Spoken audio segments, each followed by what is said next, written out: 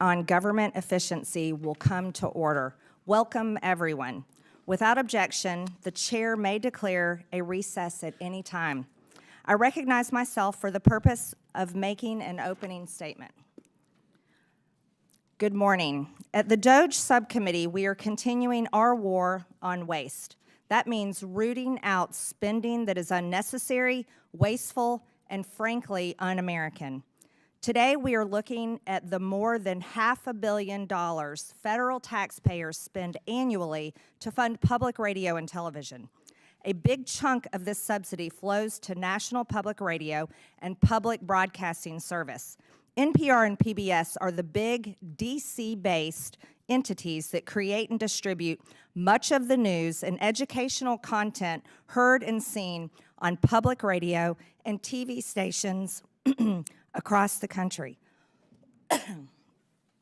When Congress adopted the Public Broadcasting Act of 1967, it did so because it thought at the time that federal dollars were needed to provide objective news and education content to the entire nation, including rural residents who lived off the grid.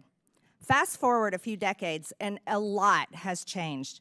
The invention of the internet, for instance, and social media.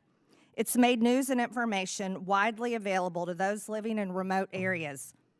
Americans are increasingly consuming digital media and podcasts. The audience of public radio and television is declining. And I know this because I represent a rural district where farmers listen to podcasts and internet-based news while they drive their tractors. At the same time, NPR and PBS have increasingly become radical left-wing echo chambers for a narrow audience of mostly wealthy, white, urban liberals and progressives who generally look down on and judge rural America. PBS News is not just left-leaning, but it is actively uses taxpayer funds to push some of the most radical left positions, like featuring a drag queen on the show Let's Learn, a show targeted toward young children ages 3 to 8 years old. I want you to know I grew up watching children's programming on PBS. And as a mother who raised 3 children, I felt confident that I could leave the room while my own children were watching children's programming on PBS. But I can tell you right now, Ms. Kruger, specifically, as a mother, if I had walked in my living room or one of my children's bedrooms and seen this child predator and this monster targeting my children, I would become unglued. And that is how most parents feel all over this country. This is not the only example of them sexualizing and grooming children.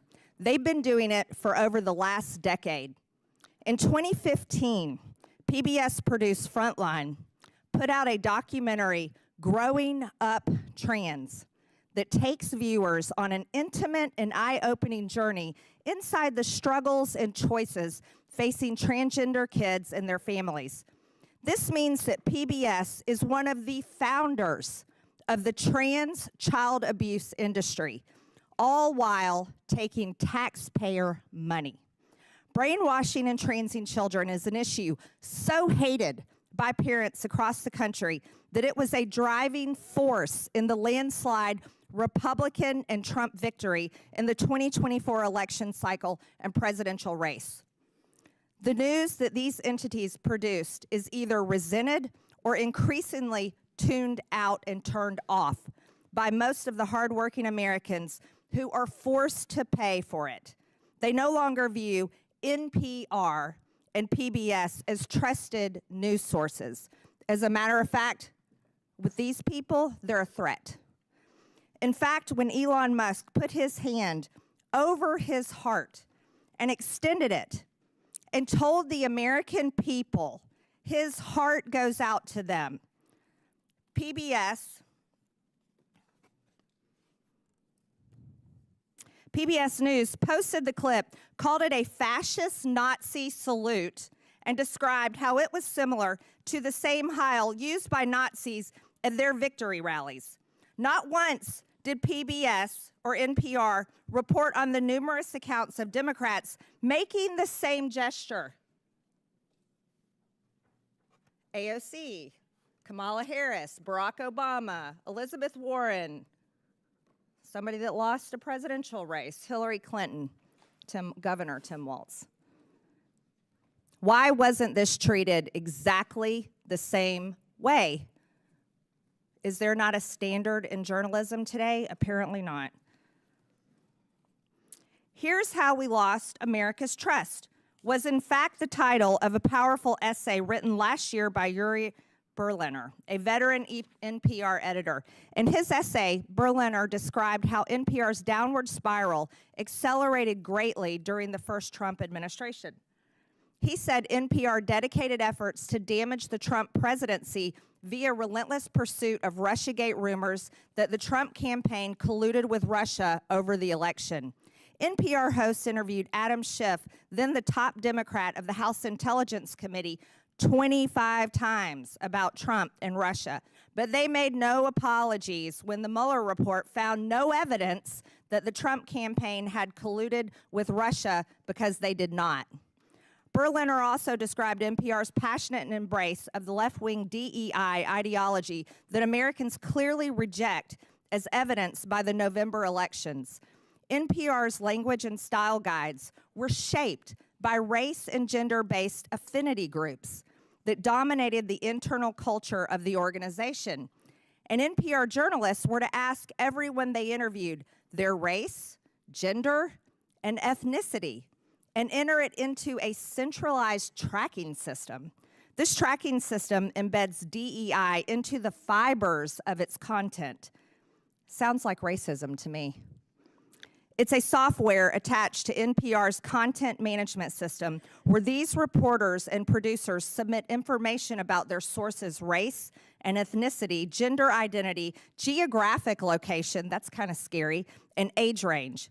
The tool allows NPR to track the demographics of their sources in real time to allow for source diversity. The irony of these supposed diverse sources is that NPR has no real interest in diversity, like having diverse viewpoints. Berliner tried to sound the alarm on this when he checked voter registration records of the editors at DC's NPR headquarters and found 87 registered Democrats and 0 registered Republicans. But NPR treated Berliner like a political dissident in the old Soviet Union. He was driven out of the organization and forced to resign. Sounds like communism. And the ringleader of that effort was NPR's then newly appointed CEO, Catherine Marr, who is before us today.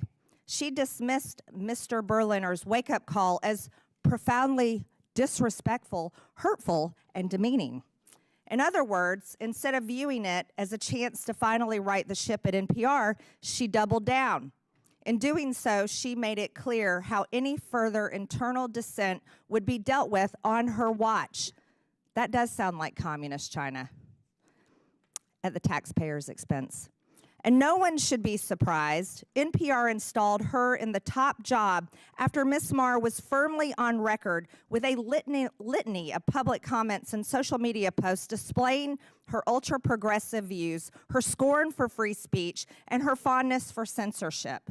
So now it's up to Congress to determine if Americans are going to continue to provide her and the organization that put her in charge willingly, after they knew these things, with taxpayer funds to continue to pursue their progressive, or rather communist, agenda. For far too long, federal taxpayers have been forced to fund biased news. This needs to come to an end, and it needs to come to an end now. So I am glad Ms. Marr and Ms. Kerger accepted our invitation to show up today and be held accountable to the taxpayers. I look forward to them answering our questions in full public view and explaining to the American people why they think they deserve Americans' hard-earned taxpayer money. I request unanimous consent that Representative Jim Jordan from Ohio, Representative Ro Khanna from California, Representative Emily Randall from Washington be waived on to today's hearing for the purpose of asking questions. Without objection, so ordered. And with that, I yield to Ranking Member Lynch for his opening statement. Thank you, Madam Chair. I want to thank the witnesses for your willingness to come forward and offer your advice and testimony to this committee. Madam Chair, for over 2 decades of service on this Oversight Committee, I've worked with members on both sides of the aisle to investigate issues of critical importance to the safety and security of the American people, including the conduct of wars in Iraq and Afghanistan, terrorist attacks against the U.S. compound classified annex in Benghazi, and several major intelligence and security breaches under Democratic and Republican administrations. So I'm sad to see that this once proud committee, the principal investigative committee in the House of Representatives, has now stooped to the lowest levels of partisanship and political theater to hold a hearing to go after the likes of Elmo and Cookie Monster and Arthur the Aardvark, all for the unforgivable sin of teaching the alphabet to low-income families' children and providing accessible local news and programming. This hearing also comes at the direction of President Trump and Elon Musk, who have repeatedly called for the defunding of all public media and claimed that media organizations such as PBS and NPR are, and I quote, a liberal disinformation machine, close quote. Meanwhile, the Trump administration is engaged in an actual disinformation campaign to minimize the catastrophic national security breach that was revealed earlier this week. As reported by Atlantic Editor-in-Chief Jeffrey Goldberg, Mr. Goldberg was inadvertently added to a group chat on an unauthorized, non-secure, publicly available message app in which Secretary of Defense Pete Hegseth disclosed, quote, operational details of forthcoming strikes on Yemen, including information about targets, weapons systems, and other actions the U.S. would be taking, and also attack sequencing. I want to remind my colleagues in Congress that federal law makes it a crime when a person, through gross negligence, removes information relating to national defense from its proper place of custody or delivered to anyone in violation of this trust, or to be lost, stolen, or abstracted or destroyed. And what's more, if evidence shows that any of the parties who were in on that signal chat lied under oath in the Senate yesterday, Mr. Ratcliffe or Ms. Gabbard, for instance, then certainly conspiracy to conceal that breach would be far worse, where center or criminal intent is in evidence, and would be more likely to invite culpability and possible criminal liability. The Secretary of Defense would be subject to criminal prosecution, and it would be the responsibility of the U.S. Attorney General to prosecute that, but where a conflict exists, it might require a special prosecutor. This security breach severely compromised the safety of American troops in advance of imminent U.S. operations and airstrikes against Houthi rebel positions. It is well documented that the Houthi arsenal includes anti-aircraft capability, ballistic missiles, cruise missiles, rockets, and unmanned aerial attack drones. Mr. Goldberg, who was unwittingly elevated to the clearance level afforded to members of the Joint Chiefs of Staff, was also joined in the exposed group chat by Vice President J.D. Vance, Secretary of State Marco Rubio, and National Security Advisor Mike Waltz, and other senior members of President Trump's national security team.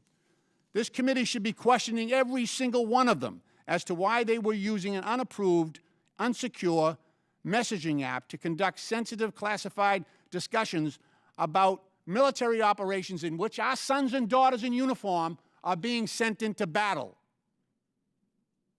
One of the participants was actually sitting in Russia, using an unsecure app.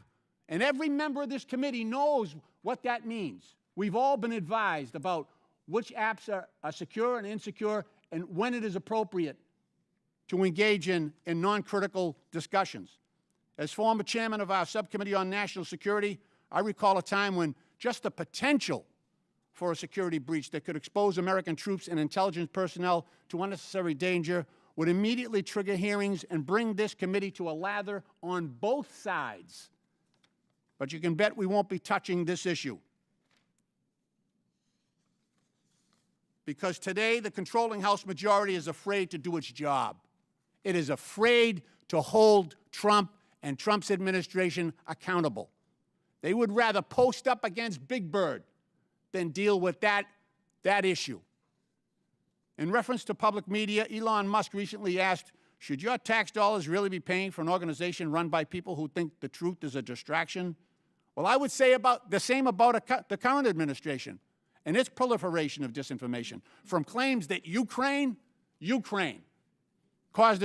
started its own invasion, to Secretary Heged's assertion that no one was texting war plans. You can read the text today because yesterday in the hearing they said it wasn't classified information. So you can actually go on the New York Times website and read the text that was discussed in advance of our military operations in Yemen. Madam Chair, if shame was still a thing, this hearing would be shameful. And I yield back the balance of my time.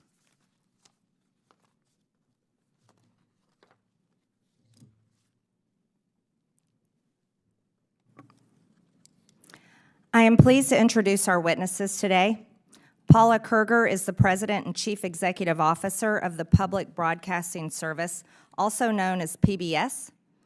Catherine Marr is the President and Chief Executive Officer of National Public Radio, also known as NPR. Mike Gonzalez is the Angelus T. Arredondo E. Pluribus Unum Senior Fellow at the Heritage Foundation. Ed Ullman is the President and CEO of Alaska Public Media. Again, I want to thank you all for being here to testify today. Pursuant to Committee Rule 9G, the witnesses will please stand and raise their right hand. Do you solemnly swear or affirm that the testimony that you are about to give is the truth, the whole truth, and nothing but the truth, so help you God? Let the record show that the witnesses answered in the affirmative. Thank you. You may take a seat. We appreciate you being here today and look forward to your testimony. Let me remind the witnesses that we have read your written statement and it will appear in full in the hearing record. Please limit your oral statement to 5 minutes.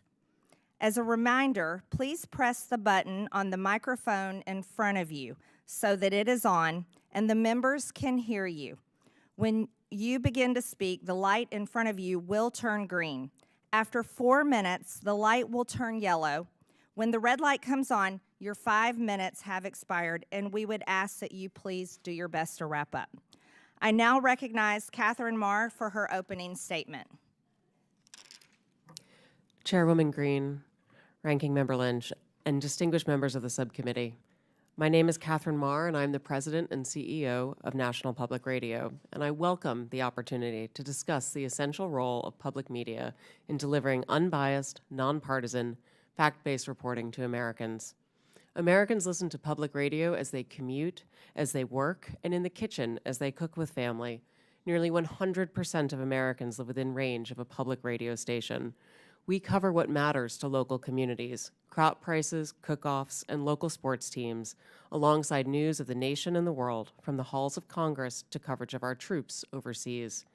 Today, Americans have more media choices than ever. The rise of podcasting has established a competitive free market for audio news and information. And every day, I am honored to know that we have 43 million listeners from every state in the nation. Amidst this competition, local stations choose to become members of NPR for the value we provide. For example, we are the only non-paywalled news outlet with a dedicated reporter covering veterans issues. While NPR is only 25% of station programming on average, audiences for NPR bring the scale and revenue that subsidize essential local programming. Local public media journalism has never been more important to American families, who consider it part of the fabric of their communities. It correlates with higher rates of civic engagement, greater civic cohesion, and economic advantages, such as better municipal bond ratings. Recent independent polling found that more than 60% of all Americans and more than half of Republicans trust public broadcasting to deliver fact-based news. I understand the subcommittee has questions about funding for NPR and public radio. The vast majority of federal dollars, more than $100 million of the $121 million annual appropriation for public radio, goes directly to 386 local, non-commercial stations across the nation. This highly efficient investment enables your local stations to raise an average of $7 for every federal dollar. As a grantee of the Corporation for Public Broadcasting, NPR received federal funding of $11.2 million last year. These funds allow us to maintain the national public radio satellite system, helping safeguard our national security, civil defense, and disaster response, and enabling public radio to reach every corner of America. Additionally, these funds help protect journalists covering our troops overseas and reverse the decline of local journalism. As a recipient of federal funds, it is our responsibility to answer legitimate questions about why public funds should go to NPR, whether we are truly committed to serving all Americans, and whether the institution is an effective steward of taxpayer dollars. I hear, respect, and understand your concerns regarding bias and whether public media is relevant in a commercial landscape, and I'd like to spend a minute sharing with you my actions to address your concerns. First, it is critical for NPR's newsroom to operate with the highest journalistic standards. That means that they do their jobs independently, and as CEO, I have no editorial role at NPR. In other words, I do not decide what we cover or how we cover it. I lead NPR's strategy, ensuring we have resources and policies in place to serve all Americans, not just those with a specific point of view.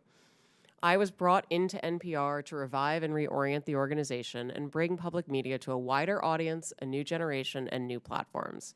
We have a responsibility to serve Americans across the full political spectrum in a trustworthy, nonpartisan fashion. It is essential that we deliver on this commitment, and we have work to do, and we are doing it. In May, we launched an initiative to improve our editorial review processes to make sure all pieces are fair and comprehensive.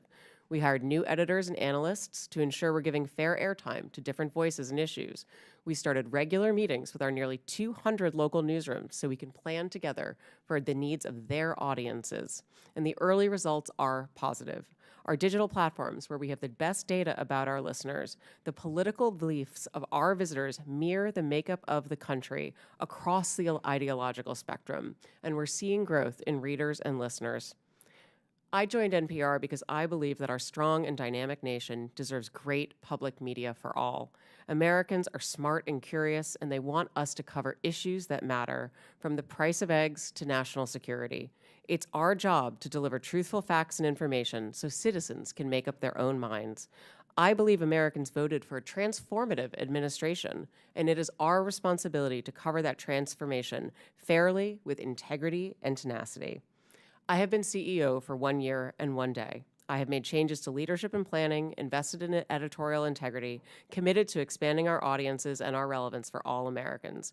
While we have taken significant steps in the right direction, the journey can't be completed overnight. Given the support that 75% of Americans have for public media, I ask Congress to give us the opportunity to continue to serve the American public. I will invite you to listen with a fresh ear, and to that end, our newsroom invites you to join us on air, and I welcome your questions. Thank you, Ms. Marr. I now recognize Paula Kerger for her opening statement. Chair Taylor Greene, Congressman Lynch, and members of the subcommittee, my name is Paula Kerger, and I'm the president and CEO of PBS, a role that I've held for 19 years. It is my honor to be here on behalf of the 336 PBS stations who serve every community in the United States. There's nothing more American than PBS. As a membership organization, our local service is at the heart of our work. Our job at PBS is to support our stations so that local stations can serve their communities. We've been proudly fulfilling our mission for nearly 60 years, using the public airwaves and other technologies to help educate, engage, and inspire the American people. That mission is our guide star and remains just as important today as when the Public Broadcasting Act was signed into law in 1967. PBS stations provide something that cannot be found on commercial networks. This is because PBS stations are focused on the needs and interests of the viewers they serve. Especially in rural areas, PBS stations are the only outlet providing coverage of local events. For example, high school sports, local history and culture content, candidate debates at every level of the election ballot, and specialized agricultural news. Local stations also partner with other community organizations to address issues of concern like Veterans Affairs and the opioid crisis. Finally, communities depend on the essential public safety information and emergency alerts our local stations provide. Our programming comes from our local stations. For example, Southern Storytellers was produced by Arkansas PBS for our national audience. This program highlighted Southern culture through its literature, music, and film. Across the country, nearly 4 million people watch Southern Storytellers, helping Americans learn about our shared history and what brings us together as a people and a nation. Our stations pool resources to invest in programming that will benefit all Americans, ranging from history and science to art and music. For example, Firing Line with Margaret Hoover creates a forum for people with a wide range of views to respectfully share ideas. While programs like Independent Lenses, Matter of Mind, My Alzheimer's explores the challenges facing many American families. And we celebrate what makes our country great. A Capitol Fourth and the National Memorial Day concert honor our nation's ideals, our service members, and our veterans. Looking ahead, we will mark our nation's 250th birthday with the Landmark Initiative, headlined by a new major series from Ken Burns, The American Revolution. Our educational programming for children is one of the most important aspects of our service to the American people. I strongly believe that the programming we offer to prepare children for the future is the most essential work that we do. Today, more than half of all preschool-age children are not enrolled in pre-kindergarten programs. Our content has helped tens of millions of children prepare for success in school and in life with free programming that is available everywhere children are, on air, online, and in the classroom. Our educational programming is backed by scores of research studies showing that our programs like Daniel Tiger's Neighborhood and Super Y help kids develop essential skills like reading, math, and problem solving. We are proud that nearly 9 out of 10 families agree that PBS is the most trusted, safe, and educational media brand for children. Because our programming is free and universally available, we are able to reach more low-income families than any other media company. In fact, our viewers overall reflect the wide variety of communities we serve. Our audience mirrors the overall U.S. population with respect to education, income, and geography. Each month, over 160 million television and online viewers explore the world through our trusted content. And more than 3/4 of Americans feel that PBS stations provide excellent value to their communities. For over 2 decades, the American public has consistently ranked public television as one of the best investments the government makes. More than 70% of the CPB funds from Congress go directly to our stations. And for every dollar of that vital seed money, local stations raise 7 to support their work. This is one of the best, most successful examples of a public-private partnership. When I think about the need for our service, I think of a man I met during a visit to a local station in Nebraska. He was a rancher with young children, and he drove hours to attend a local station event. He pulled me aside and told me this: we need PBS. We don't live near a preschool. My children have learned to read watching PBS shows, and the shows we watch on PBS are our connection to the rest of America.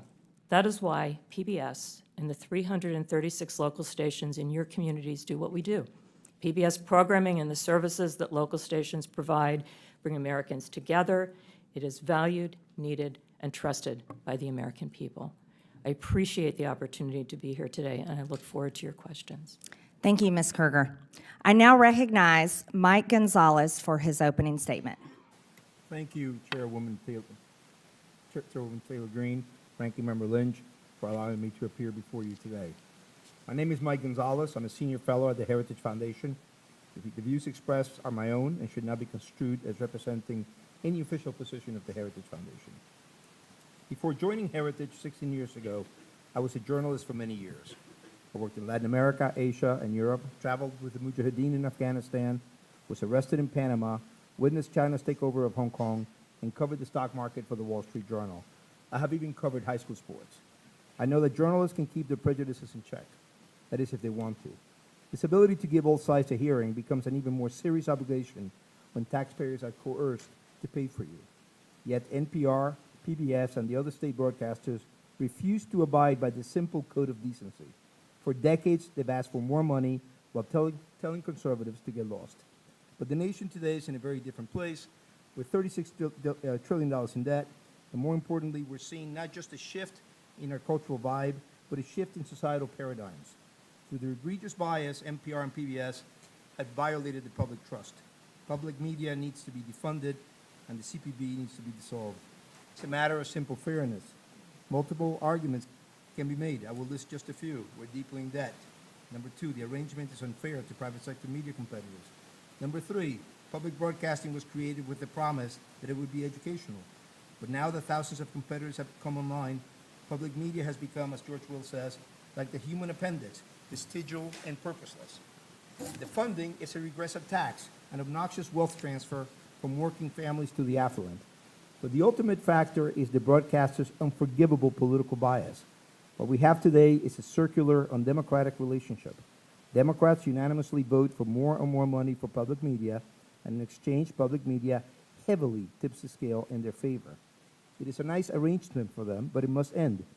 NPR's and PBS's full-hearted embrace of progressive views and constant denigration of conservative ones is quantifiable. Thank you. I referred you to my written testimony. Besides my own examples, I cite the research of Tim Graham, as well as NPR veteran Yuri Berliner, who says, quote, an open-minded spirit no longer exists within NPR. Rather than pause and reflect, NPR instead chose to circle the wagons and assassinate Berliner's character. This is part of a pattern. In 2010, NPR fired Juan Williams and vilified him as a psycho after he dared to flout the network's progressive orthodoxy. The people running NPR remain, in Mr. Williams' words, an insulated cadre of people who think they're right and who have a hard time with people who are different. They went completely off the rails when Donald Trump was elected in 2016. Coverage, quote, veered towards efforts to topple the Trump presidency, Berliner said. NPR hitched its wagon to the false claim that Russia had colluded with the Trump campaign. It also refused to cover the Hunter Biden lab story. After the 2020 riots, NPR firmly sided with those who affirmed, without a shred of evidence, that America is an oppressive society gripped by systemic racism. NPR and PBS even justified looting. Rather than use journalism as a truth-seeking tool, NPR and PBS distorted journalism to further a political agenda. Yamiche Alcindor, the liberal activist that PBS hired to cover the White House, routinely used the platform to make unsubstantiated allegations against President Trump. President Biden, she presented as, quote, a moral and decent man, unquote. Or consider Catherine Marr's appointment as NPR CEO.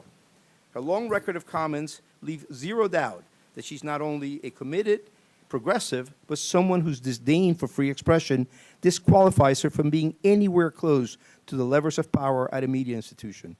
And what does she think of President Trump? He's, quote, a deranged racist sociopath. Ms. Marr is an American. She's entitled to her views. The question is whether NPR is entitled to appoint her as CEO and then ask conservatives to just pony up. Public media's main argument now is that it is essential for weather emergencies in hard-to-reach places, and that without public money, local news will cease to exist. But over 98% of Americans today have a mobile phone. Even Alaska, one of our most isolated states, has high levels of internet penetration. As for the claim that the taxpayer is the last available business model for local news, NPR and PBS are asking us to believe something laughable, that the government can fund a media structure that actually keeps the government in check. I urge you not to try to mend public broadcasting. End it. Thank you very much for your attention, and I look forward to your questions. Thank you, Mr. Gonzalez. I now recognize Ed Ullman for his opening statement. Madam Chair, Ranking Member, and distinguished members of the subcommittee, it is an honor to be here today. My name is Ed Ullman. I'm the President and CEO of Alaska Public Media. The people of Alaska rely on public media to provide free, universal access to essential services in public safety, education, and community connections. This includes potentially life-saving alerts, updates on community affairs, coverage of state and local government, proven educational content engagement services, and local and national news. In many parts of Alaska and communities throughout the country, public media is often the only locally operated, locally controlled broadcasting service. We are more than nice to have, we are essential, especially in remote and rural places where commercial broadcasting cannot succeed. We provide potentially life-saving warnings and alerts that are crucial for Alaskans who face threats ranging from extreme weather to earthquakes, landslides, and even volcanoes. Nationwide, our public television interconnection system supports the PBS Warning Alert Response Network, a critical pathway for the distribution of wireless energy emergency alerts to cell phones. Public television pioneered datacasting technology to enable public safety officials to communicate with each other without the need for broadband or cell service. In partnership with the Department of Homeland Security, public television has proven how this technology can assist rural search and rescue, over-water communications, large event crowd control, and even school safety incidents. Alaskans use our services to connect to their communities and the broader world through access to local public and government affairs, agricultural news, local history and culture, as well as local and national educational content and news. Our programming caters to and is informed by the specific needs of the communities we serve. Just to give a few examples, Indie Alaska, an award-winning series of documentaries, captures Alaska's people, places, and their unique stories. Alaska Insight is a weekly public affairs program that moves the conversation beyond the headlines and right into Alaska's communities. Our radio station hosts Alaska's only statewide call-in programs, Talk of Alaska and Line 1, Your Health Connection. We reach across Alaska with these essential free services through a statewide network consisting of 4 TV channels and 1 radio station. We coordinate the only statewide news network, which includes 27 independent radio stations across Alaska, and we operate the Alaska Rural Communications System, which provides free over-the-air television and radio programming to 100 rural communities. Alaska Public Media is one of more than 360 locally controlled and operated public television stations and over 1,000 public radio stations throughout the country that provide critical services to address the broad range of interest and views of our local communities. These stations collectively reach nearly 99% of the American public, regardless of zip code or income level. This nationwide service would not be possible without federal support. Today, over 70% of the federal funds for the Corporation for Public Broadcasting go directly to stations just like ours. Our system leverages this crucial seed money 7 times over in highly efficient public-private partnerships. Reducing or eliminating federal funding would be devastating and could cause the closure of many stations, especially the most rural and remote. Our highest costs come from maintaining broadcast and IT infrastructure, local programming, and community engagement, all of which would be in serious jeopardy without federal funding.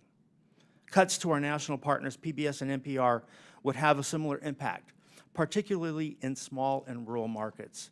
The broad range of news and educational programming that we receive from these organizations is popular with Alaskans.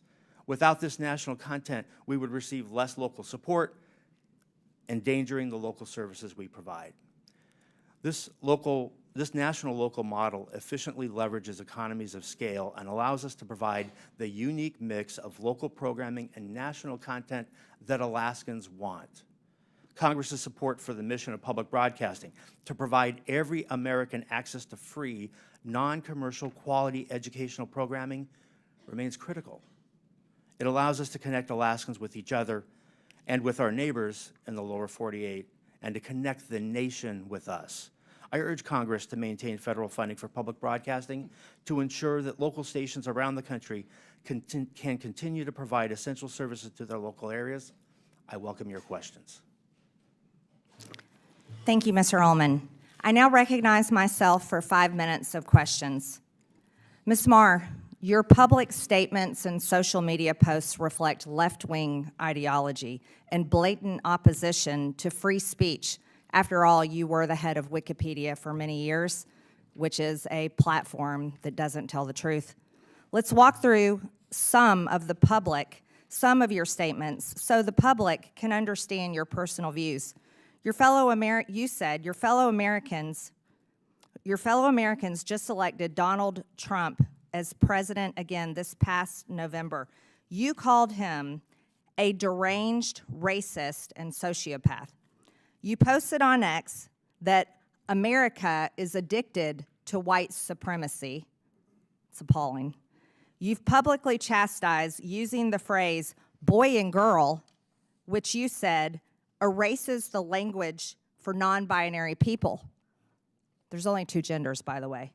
Ms. Marr, the federal funding that your outlet receives comes from all American taxpayer dollars, not just from your viewers who support such statements as these. Let me inform you, and that your federal funding is also paid for by the other half of the country, the 77 million Americans who voted for President Trump, someone you called a deranged, racist sociopath. Ms. Marr, many find your pro-censorship and anti-free speech views more concerning than your politics. The only speech you like seems to be speech that you agree with. In 2021, you called the First Amendment the #1 challenge in American journalism because it makes it hard to crack down on bad information. You said in a TED Talk that our reverence for the truth might be a distraction. You've also expressed support for deplatforming individuals you view as fascist. Who do you think should be charged with cracking down on so-called bad information? Is it NPR? Is it the government? Is it you, Ms. Marr?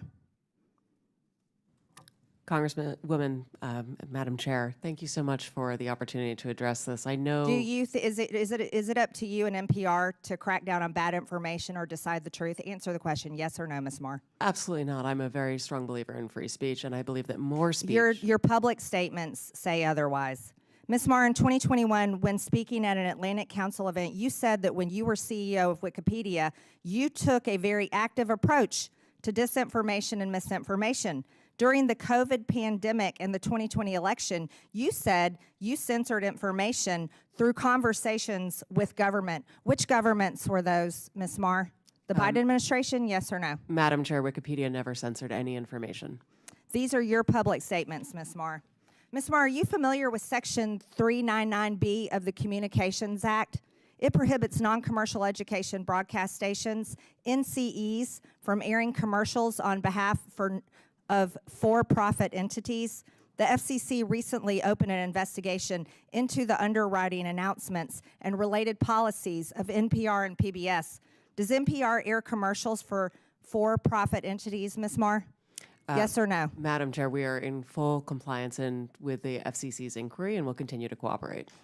I remind you, you're under oath, and violations of the Communications Act comes with a fine up to $10,000 and possibly up to a year in prison. Does PBS air for-profit commercials, Ms. Kruger? We air underwriting announcements, and we believe we are in full compliance with the FCC, and we look forward to delivering the material required in this part of this investigation. We look forward to that, too. I'm assuming you're concerned, both of you are concerned about this, and that's why you brought so many attorneys with you today. Ms. Kruger, using taxpayer subsidies, PBS funded Independent Lens to make documentaries for part of your programming. In 2016, Real Boy was aired about a trans teen navigating adolescent sobriety and the ramification of his gender identity. In 2022, the same series aired Our League, in which a trans woman comes to her old school Ohio bowling league in a story about transition. Then in 2024, A Racist Trees was aired, telling a story of how in Palm Springs, a black neighborhood fights to remove a divisive wall of trees. Do you think PBS needs to fund ridiculous material such as this that the taxpayers are having to pay for? These are documentary films that are point-of-view pieces that are part of our primetime schedule for adults. And parents and adults don't trust that type of programming.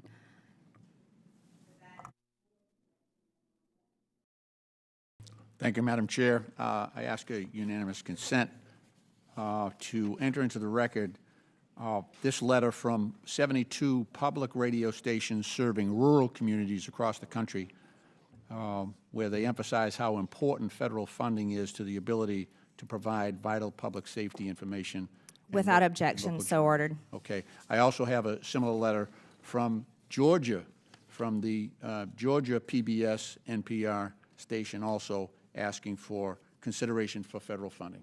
Without objection, so ordered. Thank you.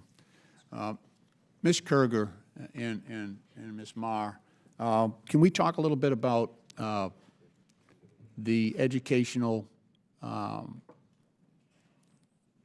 service you provide for children of low-income families and how that that is received and the trust that you've generated among families in that situation? Yes, a significant part of our broadcast day is devoted to programming for children. We focus on preschool. Goes back to the legacy of Fred Rogers, who believed that media could be a tool to help to instruct children as well as a tool of entertainment.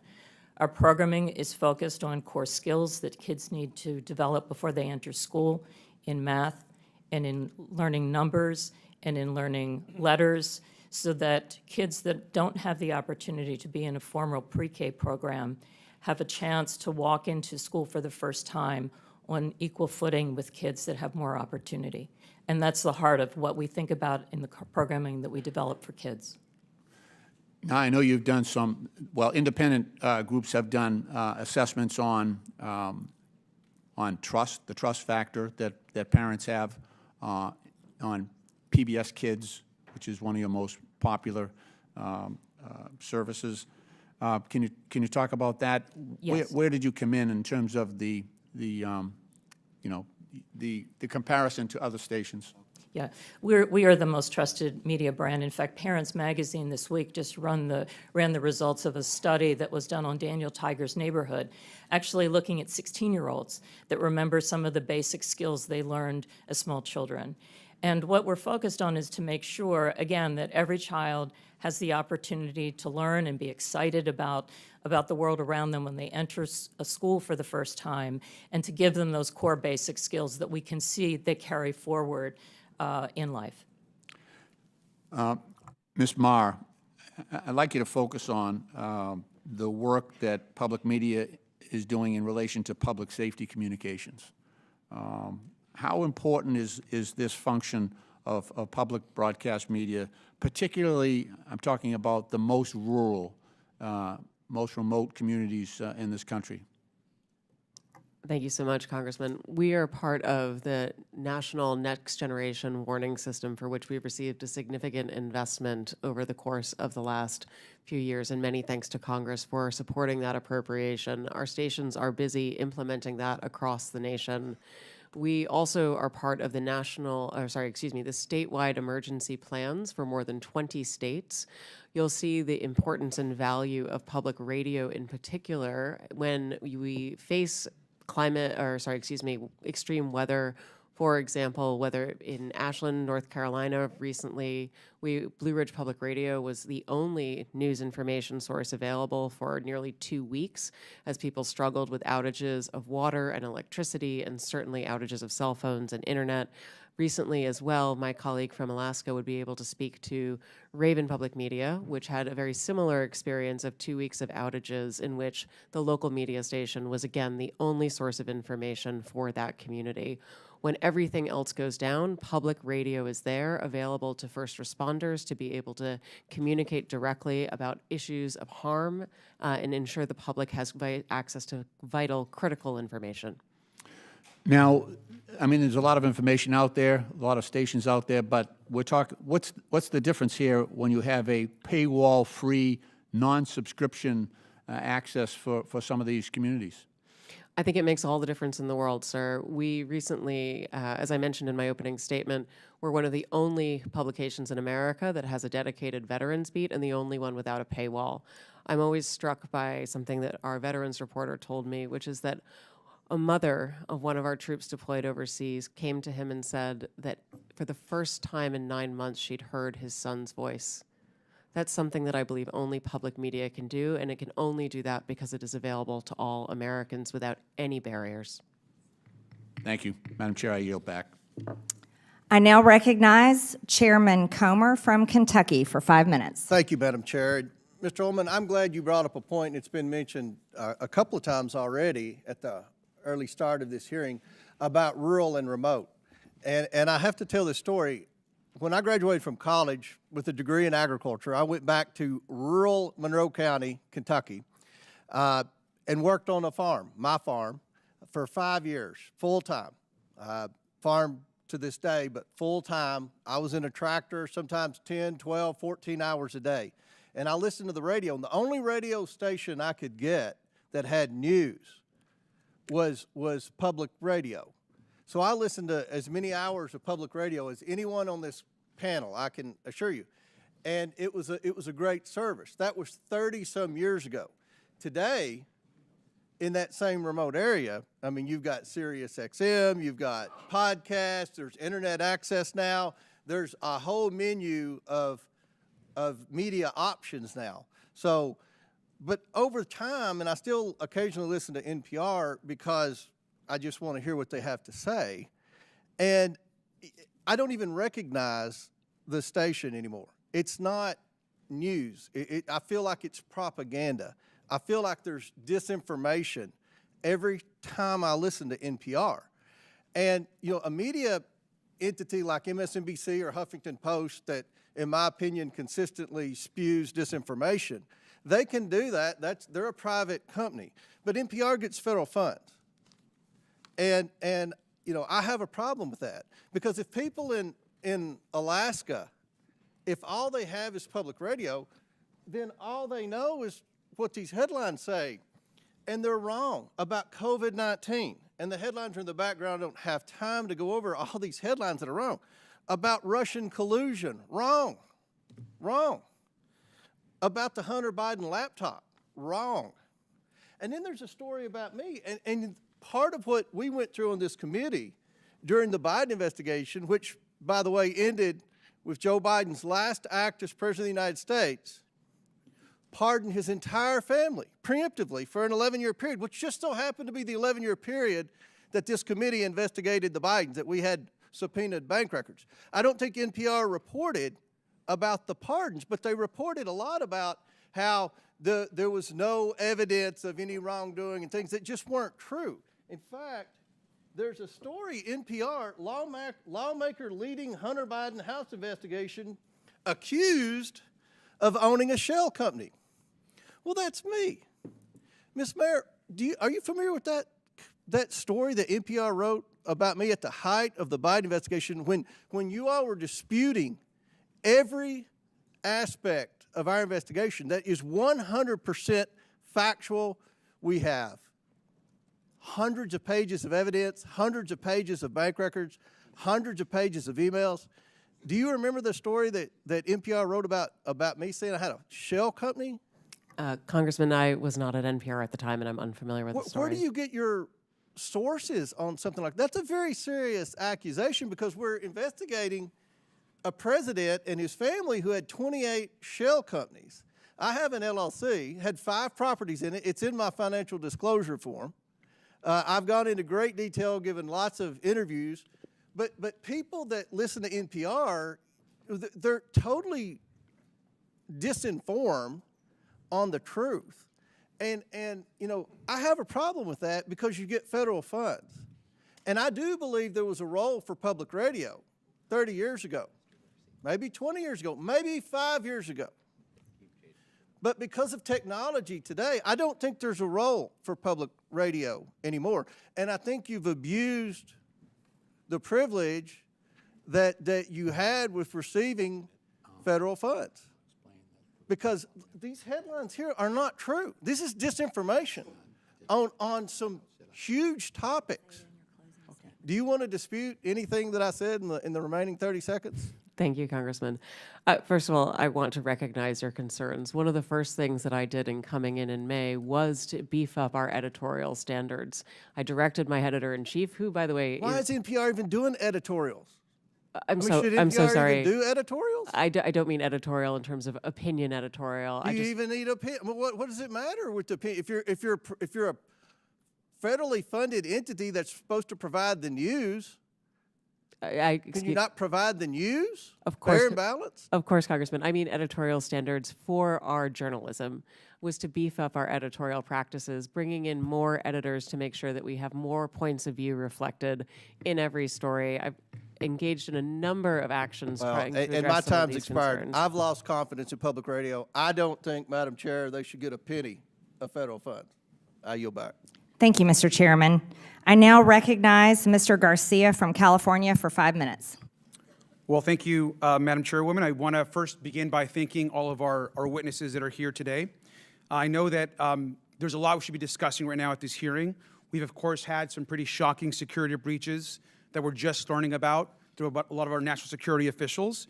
We know that Pete Hegseth should be removed from office or should resign. We have Donald Trump, who, of course, is crashing the stock market. He's taken away millions of programs and hurting people across this country to fund tax giveaways to billionaires. And our constituents can't access their Social Security benefits. Now, I think actually Chairwoman Green supports everything that the Trump administration is actually doing. So instead of a serious hearing, we're here to attack NPR and PBS. So let's get right into it. Now, Ms. Kerger, the American people want to know, is Elmo now, or has he ever been, a member of the Communist Party of the United States? A yes or no? No. Now, are you sure, Ms. Kerger? Because he's obviously red. Well, he is a puppet, but no. Now, that's not all. He also has a very dangerous message about sharing and helping each other. He's indoctrinating our kids that sharing is caring. Now, maybe he's part of a major socialist plot, and maybe that's why the Chairwoman is having this hearing today. But let's talk about somebody else. Let's talk about Cookie Monster. Now, we know that Health Secretary RFK Jr. is coming out against fast food and baked goods. Are we silencing pro-cookie voters? Yes or no? Ms. Kerger? But cookies are a sometime food. Well, thank you. And now, I agree with you. And let's also talk about the most important, maybe, character on Sesame Street. This is actually Big Bird. Now, Ms. Kerger, since Elon Musk actually fired USDA workers who have been working on the bird flu, does it make sense to also fire Big Bird? Yes or no? We would like to keep Big Bird. I completely agree with you. And now it gets even worse. Now, this is actually a tweet that Big Bird actually sent out about the COVID-19 vaccine, encouraging folks to actually get their vaccination, which, of course, we believe in vaccines. Now, perhaps the reason why we're having this hearing is because our chairwoman, Ms. Green, has actually said some really negative things about getting vaccinations. And that perhaps is why we are here. And so we support Big Bird being pro-vaccine and promoting vaccines across this country. Now, I will admit, though, the extreme liberal agenda that you're all pushing, I think, doesn't stop there. This, of course, is Bert and Ernie. Now, these two guys actually live together. They're friends. They're supportive of each other. Now, that might be triggering to our chairwoman and some on this committee, and perhaps that's also why we're here today. Ms. Kerger, an important question. Are Bert and Ernie part of an extreme homosexual agenda? No. Thank you, Ms. Kerger, and thank you for being a good sport. Now, I'm obviously using some humor here, but the fact that we're sitting here today talking about defunding public television is actually not funny. At a time where we can't agree on basic facts, and while the free press is under attack, we need public media like PBS and NPR more than ever. A large majority of Americans say they trust PBS. And that's exactly why extremists are trying to tear it down. Public broadcasting is a tool for education, for emergencies, and a cherished part of our national fabric. We get huge benefits from a tiny federal investment. The majority and our chairwoman should drop this attempt to silence media voices they don't like. So the message, I think, today is very, very simple. If we're going to get rid of any puppeteers, we should get rid of the one that's actually controlling Donald Trump. Fire Elon Musk and save Elmo. And with that, I yield back. I now recognize Mr. Cloud from Texas for 5 minutes. Thank you, Chairwoman. NPR fancies itself as a nonpartisan news outlet, public information outlet. Even says that we should consider all things. All things are considered, yet their history of political bias has shown that there are a number of things they have not considered. They asked us not to consider that the Hunter Biden laptop was real. They dismissed what was always the most probable theory of the COVID lab leak from Wuhan. They interviewed Russia collusion hoaxer Adam Schiff 25 times, who claimed to have a vault of information in his office leading to the impeachment of President Trump, which of course we now know was all fraudulent. I'd like to submit for the record an article by Uri Berlinger. I've been at NPR for 25 years. Here's how we lost America's trust. Without objection. So NPR, unfortunately, has lost much of the audience that they used to have, and now they have a very partisan audience because of this. Who do they bring in to fix it? They bring in Ms. Maher, who has a history of commentary of promoting Marxist ideology, including critical theory.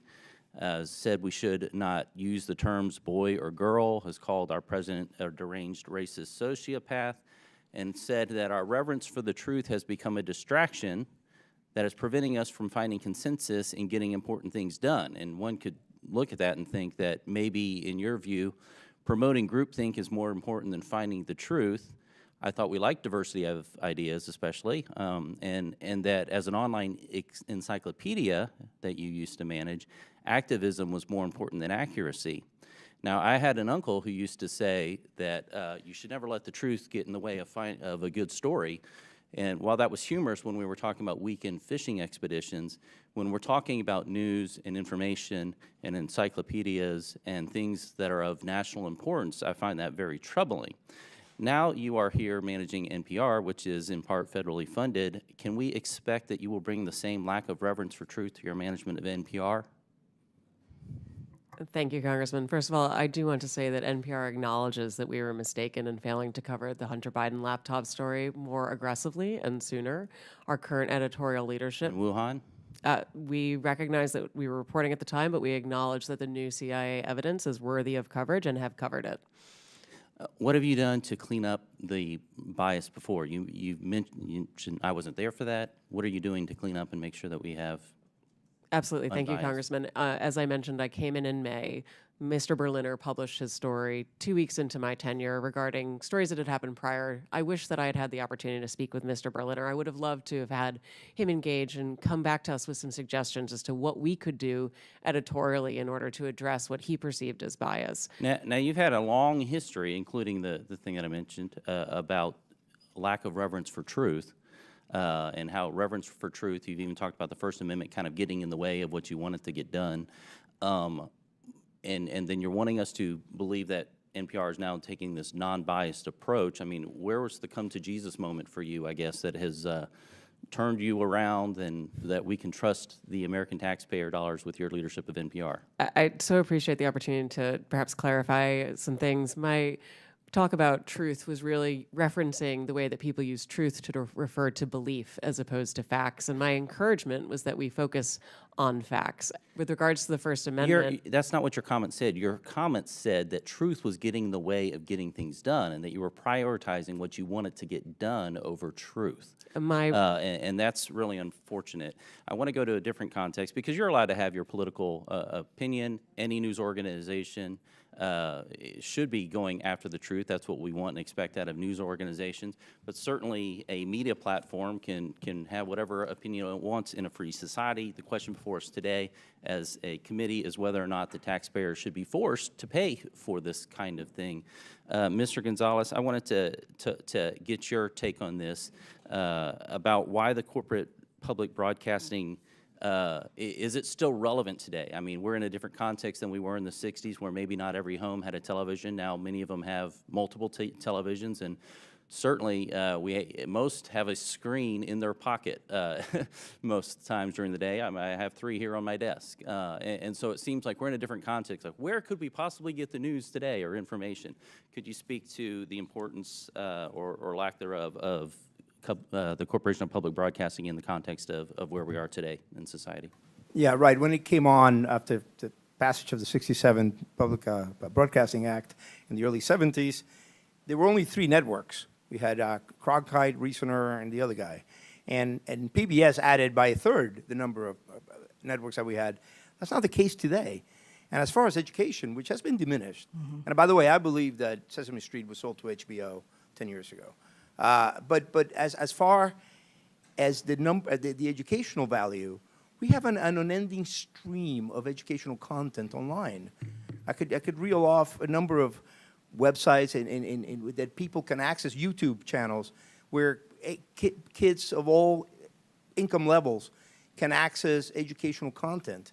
So, but basically, as I said in my testimony, it goes back to the basic unfairness that conservatives for 50 years have been saying, but you're completely biased.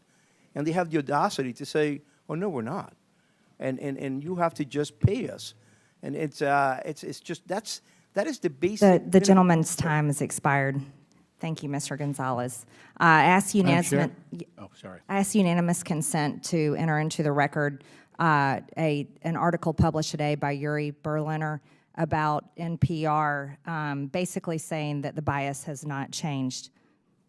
Madam Chair, I also have a unanimous consent request from the members who are at Mr. Grijalva's funeral mass this morning, asking to submit into the record this letter of support for federal funding from WKMS, Without objection, so ordered.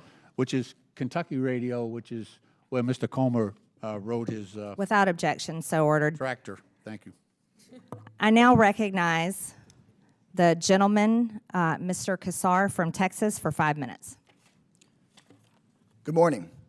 Mr. Gonzalez, you wrote the proposal to defund NPR, PBS, and public broadcasting for Project 2025. Can you answer a few questions for me?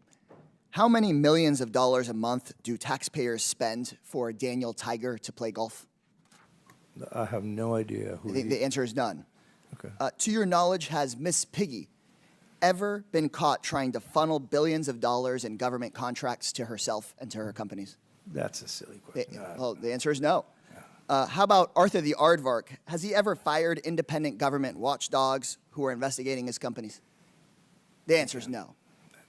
Madam Chair, I'm told we're here to talk about government efficiency, but Daniel Tiger has not blown $10 million of taxpayer money to play golf with his friends, but Donald Trump has, just at the beginning of his administration. Miss Piggy hasn't been caught funneling billions of dollars in government contracts to herself, but Elon Musk has. And Arthur has not fired independent government watchdogs investigating him and his companies, but Elon Musk has fired at least 5. So once again, my Republican colleagues are dragging in a scapegoat, this time PBS and NPR, to try to distract from the fact that Trump and Musk are robbing working people. It's Sesame Street that's making things expensive. It's Mr. Rogers that's blowing taxpayer money. It's listeners like you. It's absurd. The total funding for public broadcasting is just 1/6 the amount that Elon Musk's companies make off of the government every single year. But you will not see Elon Musk being grilled by this committee. I've seen a lot, but pointing the finger at Elmo to cover for Elon Musk might be a new low for Miss Marjorie Taylor Greene's committee. I don't think Americans are buying it. Here's what I think we should be having a hearing about. After Trump and Musk took over the government, reporters noticed that the State Department was trying to funnel $400 million taxpayer dollars to Tesla. The State Department said it's an old contract, no news here, but because of a brave whistleblower and an NPR reporter, they exposed the corruption and the lies. Madam Chairwoman, if we want to look into waste, fraud, and abuse, why not look into that? Elon Musk, who's running cabinet meetings, who's running the White House, was trying to funnel money to himself. So let's stop investigating Cookie Monster and start investigating how the Trump administration lied about this and was trying to funnel money to their biggest political supporter. Maybe you're trying to defund NPR because they expose this kind of corruption. And if Republicans were serious about investigating waste, fraud, and abuse, my colleagues would admit that Big Bird is not the problem. Big tech is, big pharma is, big insurance companies are. Elon Musk's companies make billions, $3 billion a year off of government contracts. That's 6 times the money that goes to all of public broadcasting. Private insurers in Medicare Advantage overcharged taxpayers $83 billion just last year. That could pay for public broadcasting 160 times over. The $4.5 trillion tax cut for the ultra wealthy that Republicans on this committee are trying to push through, that would pay for public broadcasting 9,000 times over. There is money to pay not just for PBS and NPR, but health care for every American, tuition-free trade school and community college for every American, to end homelessness on the streets of our cities. But my Republican colleagues don't want to talk about the corporate waste, fraud, and abuse because those corporations fund the Republicans' campaigns. So instead, they want to shut down educational programming for kids and their families, and they want to shut down local radio stations. To borrow a phrase from Sesame Street, the letter of the day is C, and it stands for corruption. Look, in my home city of Austin, Texas, we have Austin City Limits, which decade after decade after decade has chronicled American music. And if they had a bad season and it was private TV, they just would have shut it down. And we wouldn't have had decade after decade after decade of Austin City Limits. That's the amazing thing about public broadcasting.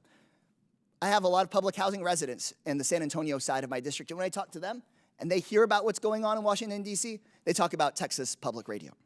And I just heard my colleagues talking about educational programming for kids on YouTube. That stuff is loaded with ads. And also on other forms of private television, they're selling you and your kids stuff, making people feel bad. They're trying to make a profit off of you. That's why I got sat in front of Mr. Rogers, because you got to learn something and they weren't just trying to sell you junk. It's better for our kids, it's better for our families, and we should actually be supporting public broadcasting instead of this stuff. Madam Chair, leave Elmo alone. Bring Elon in for questioning instead. I now recognize Mr. Timmons from South Carolina for 5 minutes. Thank you, Madam Chair. I want to thank the witnesses for being here today. I'm going to begin by saying this. We don't want to shut down NPR or PBS, but we have $36 trillion in debt, and we have run a $1.8 trillion annual deficit, and we are scouring all government spending, not just Democrat priorities, but Republican priorities too. We're going to be going through the defense budget. We're going to be making sure that we are spending our taxpayer dollars wisely because we have an existential threat. We have an existential threat. We cannot continue down this path financially. So we do not want to shut you down, but we cannot continue down this path. And so if our debt is part of the reason we're here, I think another part of the reason we're here, reevaluating your role and the government's use of taxpayer dollars to partially fund your institutions is because technology has changed everything. We are not living in 1967. And the internet has changed our society. We have such increased social interconnectedness, and there are various options for people to get news and to get disinformation or information, whatever you want to get. So those are the two kind of reasons I want to start with, and that's probably half the problem we're here for. The other half is your perceived bias and your content moderation and the manner in which you are violating journalistic integrity.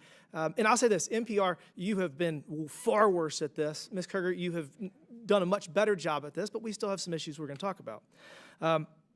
Ms. Marr, do you think that the public statements you have made on social media create a challenge in your leadership for what should be an unbiased public information system? Do you think that your past comments, I'll give you a better question, did they come up in your job interview? Like, do you see a problem? Congressman, thank you for the question. No, they never came up in my job interview. You're a rabid progressive. And do you not think it's a problem that your political leanings make it seem to the American people that you're not biased and that you're not doing your job? Because you agree that your job is to have journalistic integrity, right? Absolutely, but there is a strong firewall between the newsroom and anything that I Let's do. talk about the newsroom. You have 87 registered Democrats, not a single Republican in your editor board. So, I mean, how does that work to give us the perception that you're doing your job of actually delivering unbiased information? Well, I would agree with you that that number is a concern if it is accurate. I do believe that we need to have journalists who represent the full breadth of the American society so that we can report well for all Americans. Well, I think that you are failing. I realize you've only been there for a year, but I just really think that while it is a small portion of your budget, you very much should expect to restructure your revenue streams, because I don't think that NPR is necessarily worth saving. And I'm going to go on to Ms. Kerger. I will say this. You have been very professional, and you have been there for decades, and I think that you've done a fairly good job over your tenure. But I want to ask you a very simple question. In retrospect, do you think that it was inappropriate to put the drag queen on the kids show? Do you think that was a mistake? The drag queen was actually not on any of our kids' shows. The image that Chairman Taylor Greene showed was from a project that our New York City station did with the New York City Department of What Education. time of day did it air? It did not air. It was a digital project they did for the Department of Education. Do you think it only that appeared on our human should website have anything to do with PBS? Do you think that human? I mean, do you see? It was not a PBS. It was not for PBS. It was Okay, so you're saying mistakenly that we put it have on our bad information. website by our. I'm sorry. I don't mean to talk over you. It was mistakenly put on our website by our New York City station. It was not intended for national Okay. distribution. It was immediately pulled down. It was never How broadcast. about, do you think that you should publish something that calls trees racist? Is that, in retrospect, should you have published that? I'm not sure what you're referring to. You had Congressman. a segment that it was called Racist Trees, and it was I mean, we've already referenced it a number of times. So, I mean, do you think trees can be racist? I guess that's a good one. I don't know what you're talking about. I've never heard of what you're referring to. All right, well, But I'd be happy to look into it. I guess, last, do you think that it's appropriate to expose children to issues of transitioning? Do you see a problem with that? Is that something you should avoid? That is not anything on any of our children's programs at all. Ms. Kerger, you have done a far better job here today, and we're going to continue to have this conversation. But again, we have $36 trillion in debt, and we're trying to figure out how to make sure that our kids and our grandkids have an opportunity at the American dream, because if we don't change course financially, they won't. Thank you. I yield back. Thank you. I now recognize the gentlewoman from Texas, Ms. Crockett, for 5 minutes. Thank you so much. It should not be surprising that the president is doing everything possible to make it more difficult for the media to hold him accountable and for the public to be informed about his reckless and illegal behavior. Yet here we are. The Republicans have actually organized this goofy hearing to try to convince the American people that PBS and NPR are, quote, domestic terrorists, or domestic threats, my apologies, not the incompetent, unqualified Secretary of Defense who's texting war plans to journalists. But it's y'all, PBS and NPR, the American people are supposed to be worried about. You can't make this up. It's as stupid as it sounds. The American people should be worried about the president threatening to investigate NBC for treason for reporting on his felony convictions, or arresting reporters and stripping networks of their licenses for not saying nice things about him or not using Gulf of America. The Republicans' witness, Mr. Gonzalez, went so far as to suggest that because NPR and PBS reported on the murder of George Floyd, they, quote, represent a danger to our physical health as well as to civic health of our body politics. Ms. Mayor, do you think reporting on the murder of George Floyd and highlighting instances of systemic racism is a domestic threat to America? Thank you, Congresswoman. I believe it's our responsibility to report on all issues of interest to the American public. Thank you so much. Ms. Kerger, what about you? I agree. I think it's important for us to report on the important news of the day. So let's talk about the critical role of public media. During his first term, President Trump's own Department of Homeland Security highlighted the importance of public broadcasting's role in public safety. In 2018, his administration stated, quote, PBS and local public television stations play a crucial role in protecting communities by delivering essential information to individuals and first responders. These benefits are all made possible by public broadcasting stations' unique reach, reliability, and role across America, and are especially vital in rural and underserved areas. Madam Chairwoman, I would ask unanimous consent. I seek unanimous consent to enter into the record the 2018 Without report. objection, so ordered. And Madam Chair, I also seek unanimous consent to enter into the record the 2019 report titled Modernizing the Nation's Public Alert and Warning System from Trump's. Without objection, so ordered. In the report, FEMA encouraged, quote, the use of public broadcast capabilities to expand alert, warning, and communication capabilities to fill gaps in rural and underserved areas. Mr. Ullman, what's a more significant domestic threat, reporting the murder of George Floyd or dismantling most of America's emergency communication systems? Can you please repeat the question for me, Congresswoman?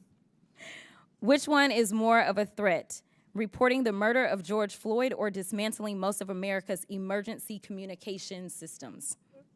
Dismantling the emergency systems. And isn't it true that in Barrow, Alaska, is the only, isn't it true that KBRW-AM in Barrow, Alaska is the only broadcast service available in an area of more than 90,000 square miles? That is correct. It's also the North Slope, where the majority of all the oil production that comes from Alaska takes place. Thank you so much. And isn't it true that without these stations' broadcast, Americans in rural communities would lack access to life-saving information and public safety alerts? That is correct. So in your opinion, would eliminating funding for stations in rural America like WNGH, Channel 18, and the Chairwoman's District hurt Americans? It would hurt Americans, yes. In fact, Georgia Public Broadcasting serves as the official distributor of evacuation route information during state-ordered evacuations, and the chairwoman is here advocating to strip their funding. Look, the DOGE agenda isn't about government efficiency. It's about breeding corruption at the expense of the safety of the American people, particularly Americans living in rural or remote parts of the country. They don't care about public safety, they don't care about emergency management, and they don't care about free speech, all of which are harming American people. In fact, I'm going to skip off real quick because they have tried to come for you, Ms. Mayor, and I just want to clarify, you did not work for NPR when those statements were made, did you?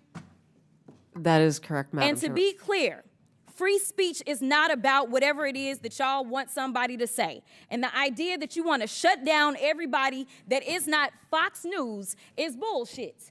We need to stop playing because that's what y'all are doing in here. You don't want to hear the opinions of anybody else, and the Constitution says Congress shall make no law respecting or establishing of religion or prohibiting the free exercise thereof or abridging the The gentlewoman's time has expired. Press. The gentlewoman's time has expired.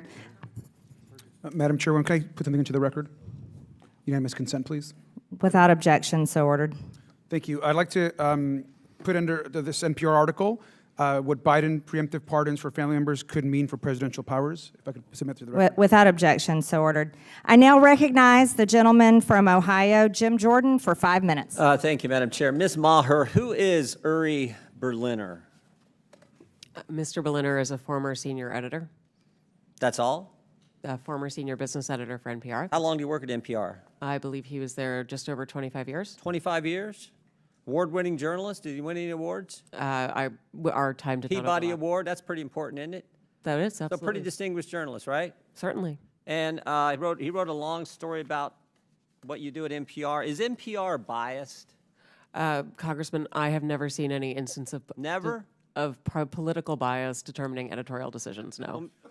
Well, Mr. Berliner, in his story last year, wrote, in the D.C. area, editorial positions at NPR, he said he found 87 registered Democrats, 0 Republicans. Is that accurate? We do not track the numbers or the voter registration, but I find that Was concerning. award-winning journalist who worked 25 years at NPR, Mr. Berliner, was he lying when he wrote that? I am not presuming such. I just we don't track that information about our journalists. 87 to 0, and you're not biased. I think that is concerning if those numbers are accurate. It's concern. I mean, it wasn't 44-43. It wasn't 60-27. It wasn't 70-17. It wasn't even 80-7. It was 87 Democrats, 0 Republicans, and you say NPR is not biased.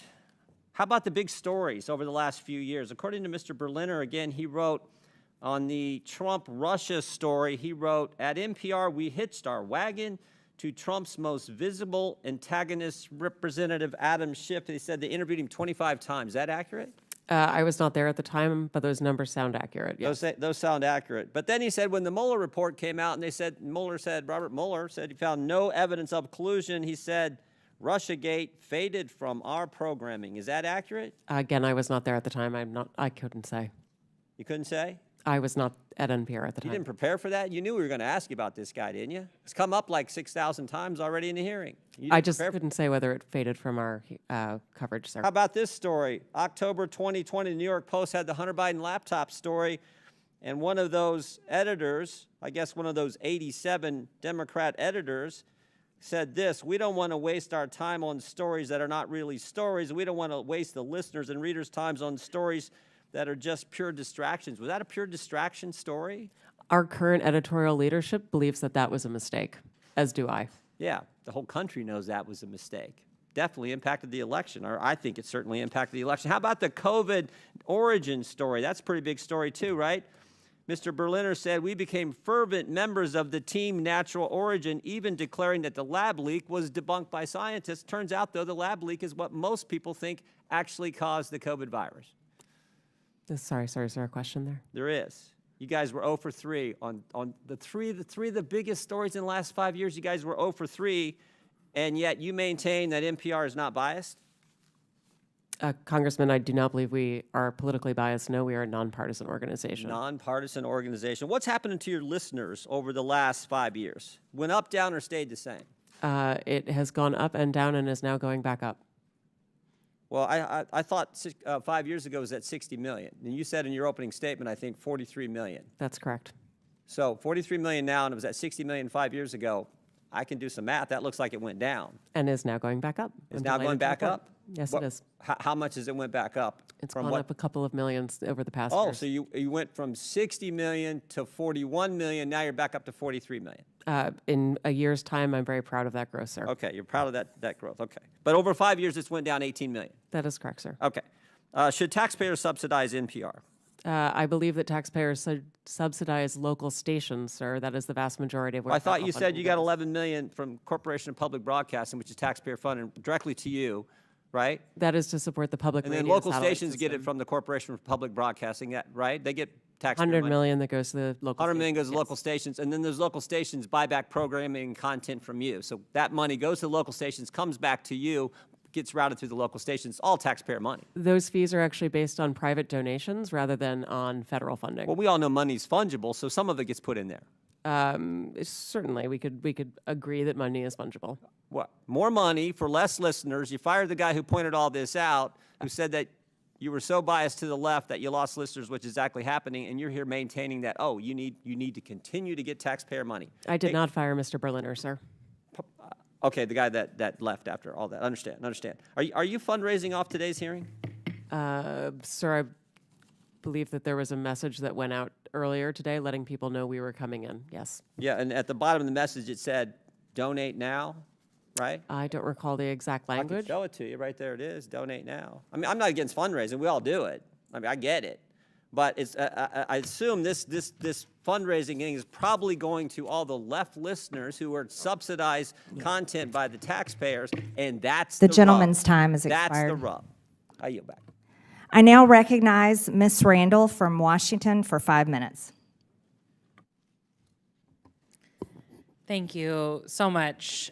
You know, I'm new to Congress. This is my first term, and I came from a legislative body that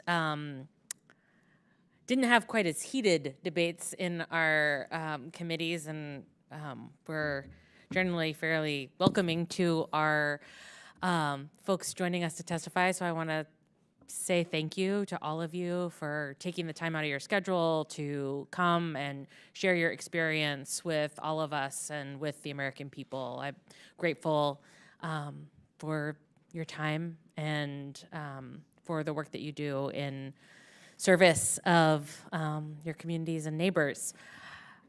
You know, American families used to get all the same news, right? Folks would have access to a handful of news channels. They would watch the same nightly news programs. They would go from one to the other, and we could all agree on what was happening in our country.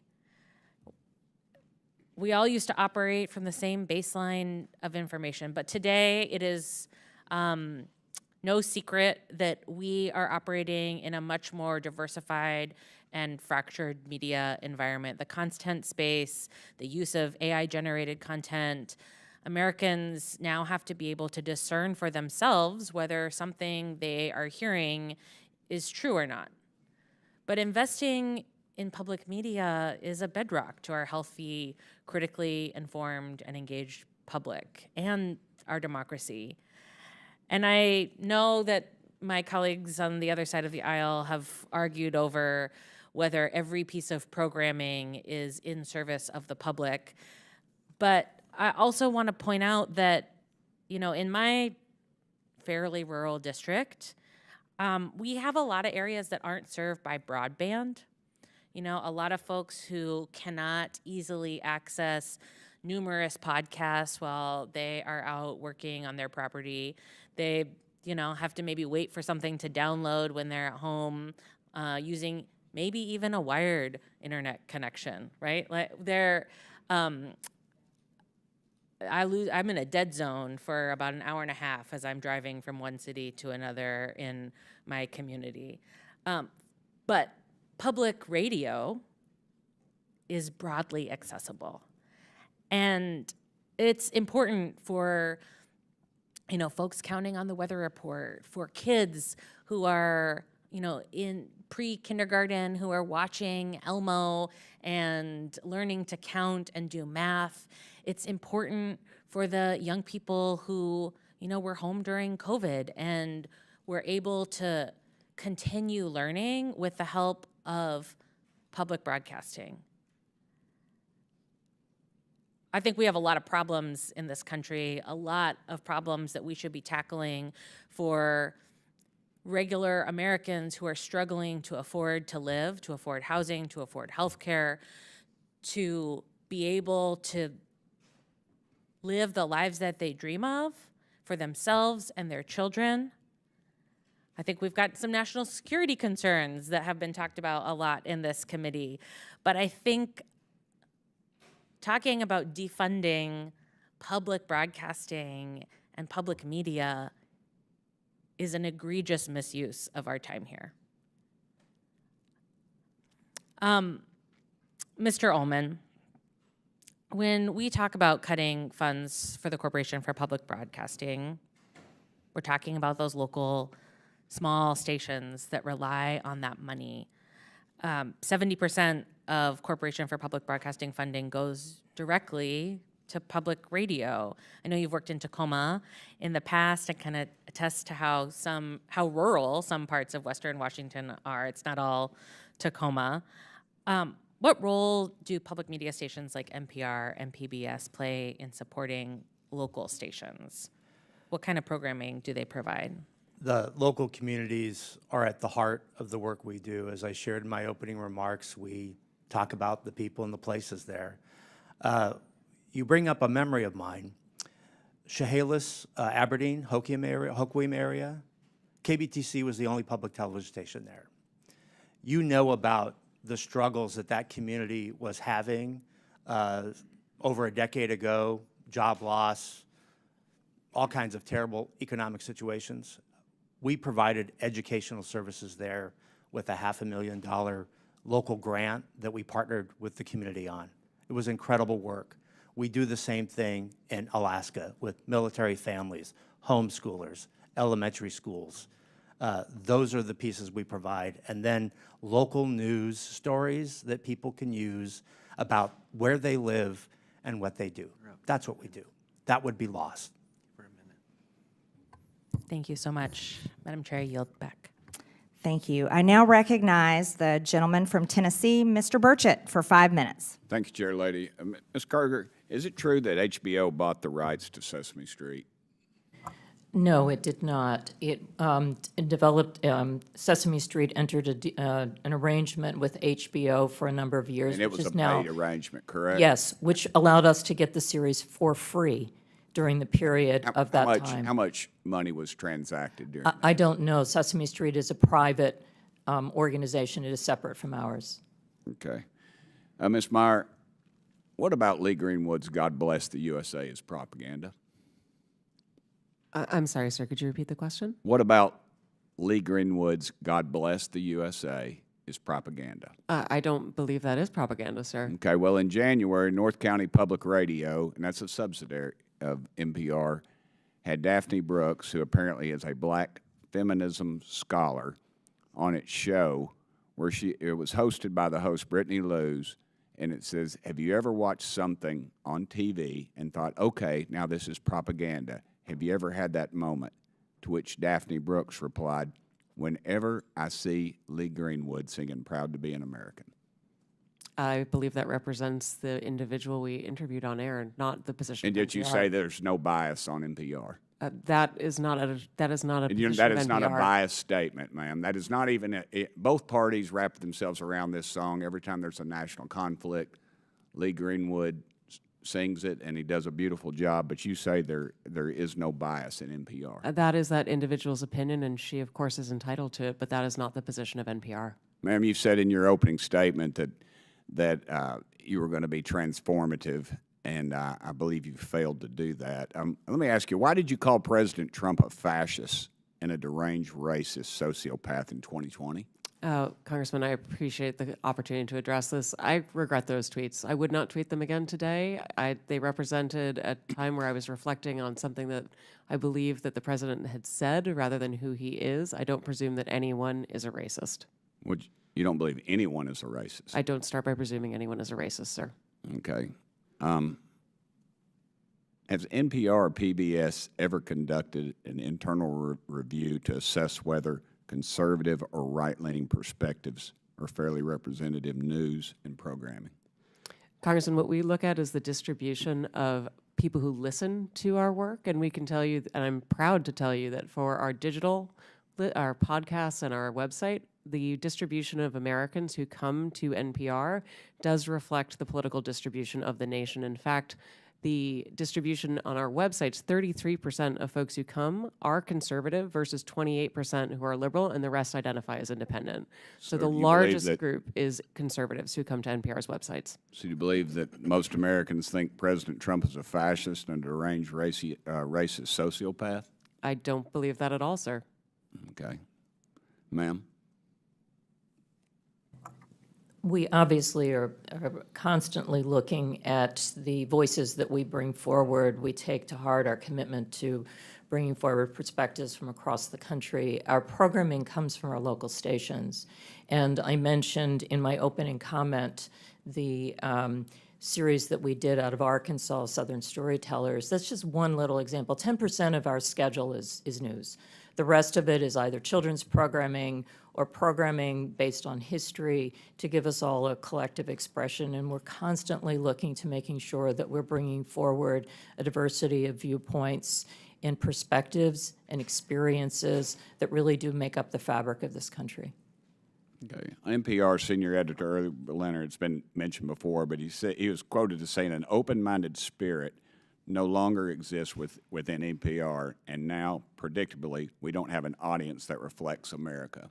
Yet you stated that the audience does reflect America. He was suspended without pay for 5 days for saying this, and of course he eventually resigned in April 2024. You've also stated that federal funding is essential for NPR to operate, but also claim only 1% of your funding comes from the federal government. Which is it? Mr. Berliner was suspended for the outside work policy, not for what he said, sir. In terms of federal funding, the federal funds go to support our operation of the public radio satellite system, which enables all of our local stations to be able to communicate information and broadcast, including— As stated earlier, ma'am, funding is very fungible. It flows wherever it needs to.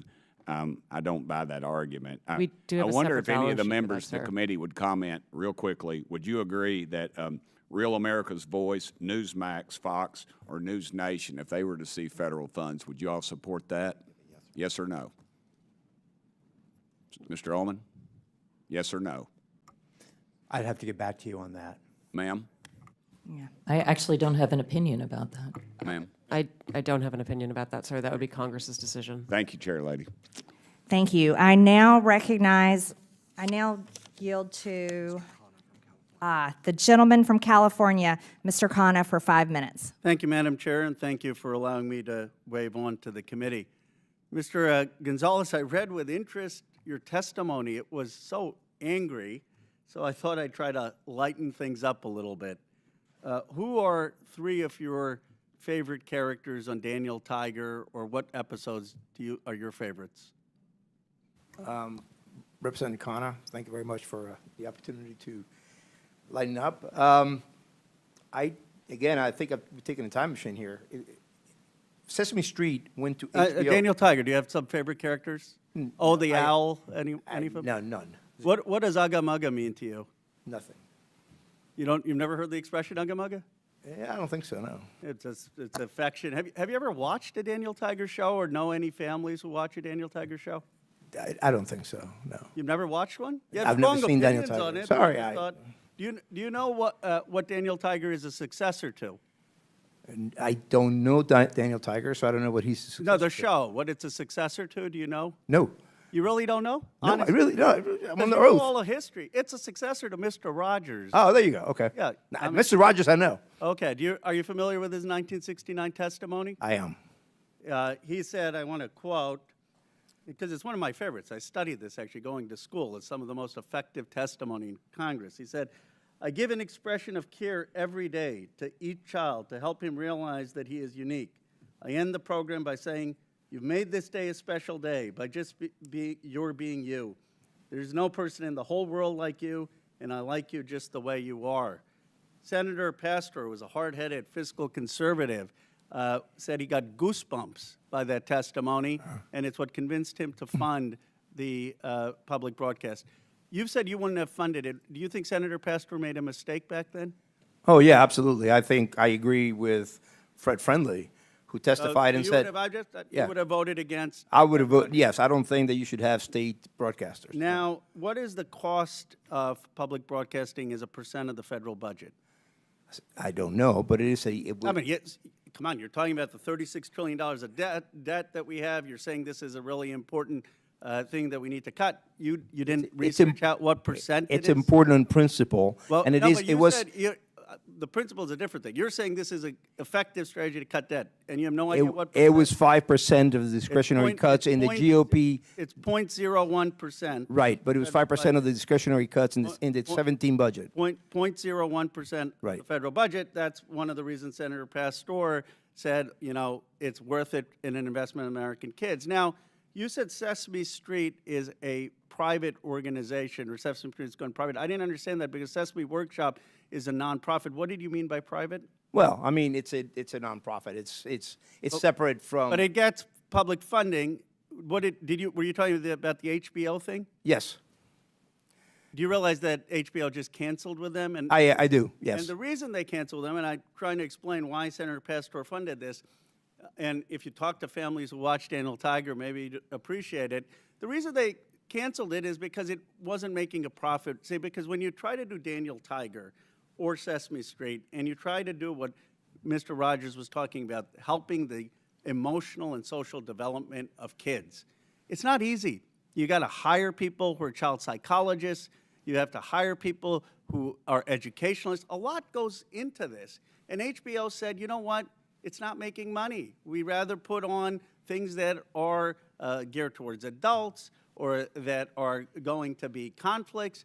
We aren't making money on this. And the whole reason Senator Pastor said that we're going to fund this, I know you kind of mocked in your testimony the kids, but the whole reason was that when you make programming for children to help their social and emotional development, it costs so much money to do, and it's a public good, then not everything has to be about profit. Do you have any idea what it takes to produce Daniel Tiger, who all they hired? Did you ever try to figure it out? No, but I can tell you that the market said that it wasn't, and there wasn't enough demand for it. And that's the reason why HBO got rid of it. Right. Because there wasn't enough demand. Yeah, so that's exactly the right point. Are you saying that everything in American society needs to be driven by the profit motive? There is not enough demand on getting ratings for things that help the social and economic development of kids. But what Mr. Rogers understood, what we've forgotten in this country? Some things are more valuable than money. At a time where a country is polarized, I wish we had a little more empathy and caring, and that's not a partisan issue. That's an American issue, and I would recommend you watch that testimony from Mr. Rogers. I hope the whole country would watch it. I have watched it, and we are $36 trillion in debt. I now recognize the gentleman from Missouri, Mr. Burleson, for 5 minutes. Thank you, Madam Chair. I think that it's important to bring this conversation into the context that needs to be said, which is that we are $36 trillion in debt. As a nation, we're spending 20% of every dollar that comes in from taxpayers just to cover the interest. And guess what? American people, bad news, interest rates are going up. So that 20% is going to get worse and worse. We had Ray Dalio come in and tell Congress that we are entering potentially dark territory. There's a number of red flags. We're at the worst level of debt. We're at a worse level of debt than we were after we left the World War II, okay? We're at that level of debt, and we didn't just fight a war. We're facing potential wars and conflicts. We're at that level of debt, and we didn't just emerge from a recession or a depression. If that happens today, you'll see the dollar no longer be the world reserve currency, and we will be in serious trouble. And so that is the context that we're in. Look, if there was all the money in the world, it's fine to throw money around, but we don't have all the money in the world. And the question that we have at hand today is it appropriate to spend taxpayer dollars on things that may not be necessary anymore? And so my question, Mr. Gonzalez, at one point in time, there was state-sponsored speech directly. It was the form of town criers, correct? So government used to fund people to go out in the street and deliver the news of the day vocally at street corners, correct? Okay, why don't we do that today? Well, I think it's because we'd have better ways of delivering the news. I think you get my point. Like today, at one point in time, there was very limited access to news, and there was an appropriate time where potentially we needed to have state-sponsored news. But is that the way? Do we need that today? No, we do not. And may I quote Thomas Jefferson on this very point, since you bring this up? He said, "To compel a man to furnish contributions of money for the propagation of opinions which he disbelieves and abhors is sinful and tyrannical." This is what I base my opposition to public funding for media. Yeah, and that's why I think that given this context, like, let's be real. It was said that we're attacking free speech. This is state-sponsored speech, and the very reason why we have these witnesses before us today isn't because they're totally being funded or completely being funded. We're not bringing in Disney Channel in here, right? We're not bringing in the National Geographic, right, for their content. The reason why we're having this conversation is because we are funding you, and because we're funding you, the taxpayers get to have an opportunity to ask, why are we funding some of this content that they might disagree with? Right? Yeah, no, that's completely right. In fact, I think that PBS and NPR, but especially PBS, will thrive on the membership model. They keep saying it's such a small percentage. Well, if it's the public funding, if it's such a small percentage, then no problem. Yeah. So, Ms. Maurer, I'm going to ask a very difficult question, but if you're in my shoes and you have to face the fact, can we fund Social Security or do we spend money on NPR? Which would you choose? Congressman, I would argue that if you had to pick, if you were forced to make a decision, there wasn't enough money to go around, Social Security or NPR? We know how important public media is to our nation's seniors, sir. More important than Social Security. I think the American people would disagree. I think that Ms. Kerger, let me ask this. Would it be more appropriate to fund PBS or to fund veterans' health care? If given limited resources, which is where we're at. I recognize the limited resources, and I feel that both are important for this country. And I think what the American people want to know is when they're sending money, their taxpayer dollars, and they're funding things like Independent Lens. And look, I like some of the content on your stations. I love Nova. But you know what? Nova competes with National Geographic and Nature. Why are we funding something that competes with these private sector interviews. I like Sesame Street, but I also know that it's competing directly with Handy Manny, Doc McStuffins, and Little Einsteins, right? Those exist, and we're not funding them. They're not here having to defend their content. But because we are funding it, I'm going to ask you, why are we funding an episodes of Real Lens, Independent Lens, about an episode called Real Boy, a trans teen navigates adolescent sobriety and physical emotional ramifications? That's what the American people want to know. Social Security. We're out of time, but our witnesses can answer the questions. Thank you, Madam Chair. That was a documentary that was produced for adults as part of our primetime audience. And it was part of a point of view that we share to try to help people understand the wide breadth of experiences of people across the country. Thank you, Madam Chair. I now recognize the gentlewoman from the District of Columbia, Ms. Norton, for 5 minutes. Thank you, Madam Chair. I would like to thank the witnesses for being here today. I am a strong supporter of public broadcasting, and I am a regular listener and watcher of the public broadcasting stations here in D.C. Public broadcasting is a public good. WETA's DC's local PBS station is proudly home to the world's longest running high school quiz show. For over 60 years, the show, It's Academic, has showcased some of the best and brightest high school students in the capital region.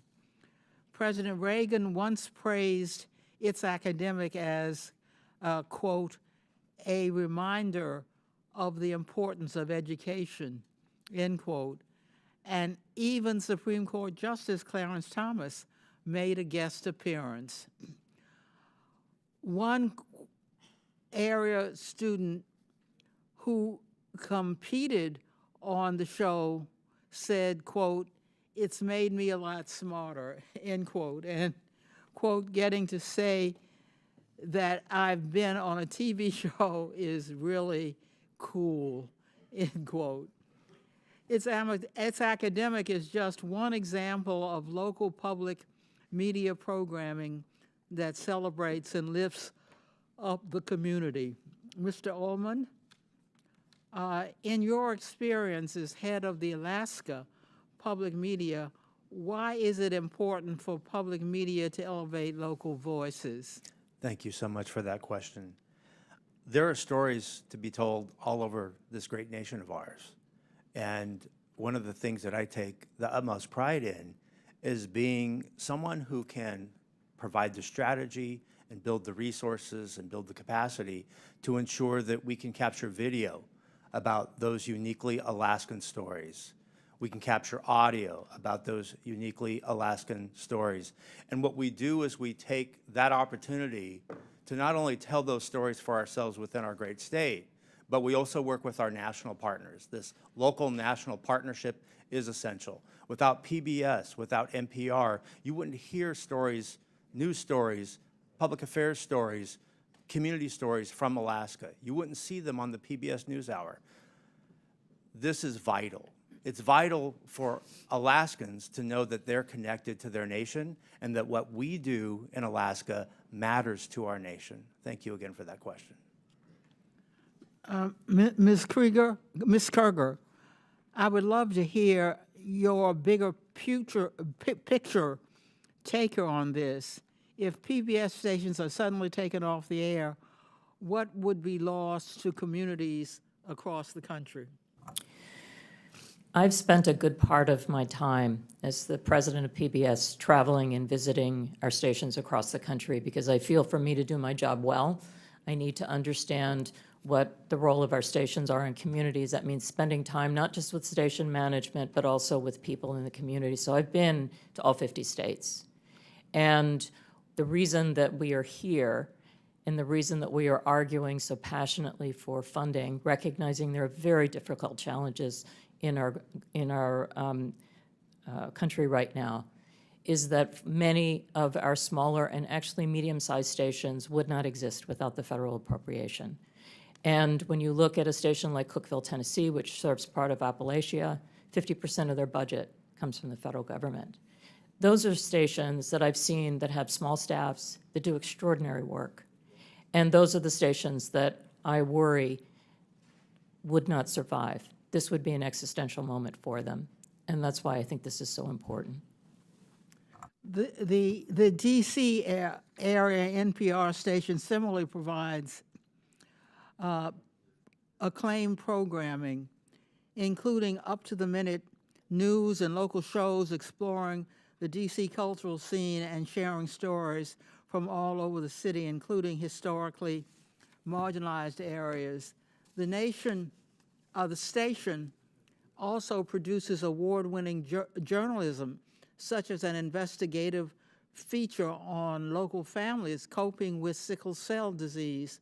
Throughout the country, more and more local news outlets are closing each day at a rate of more than 2 per week.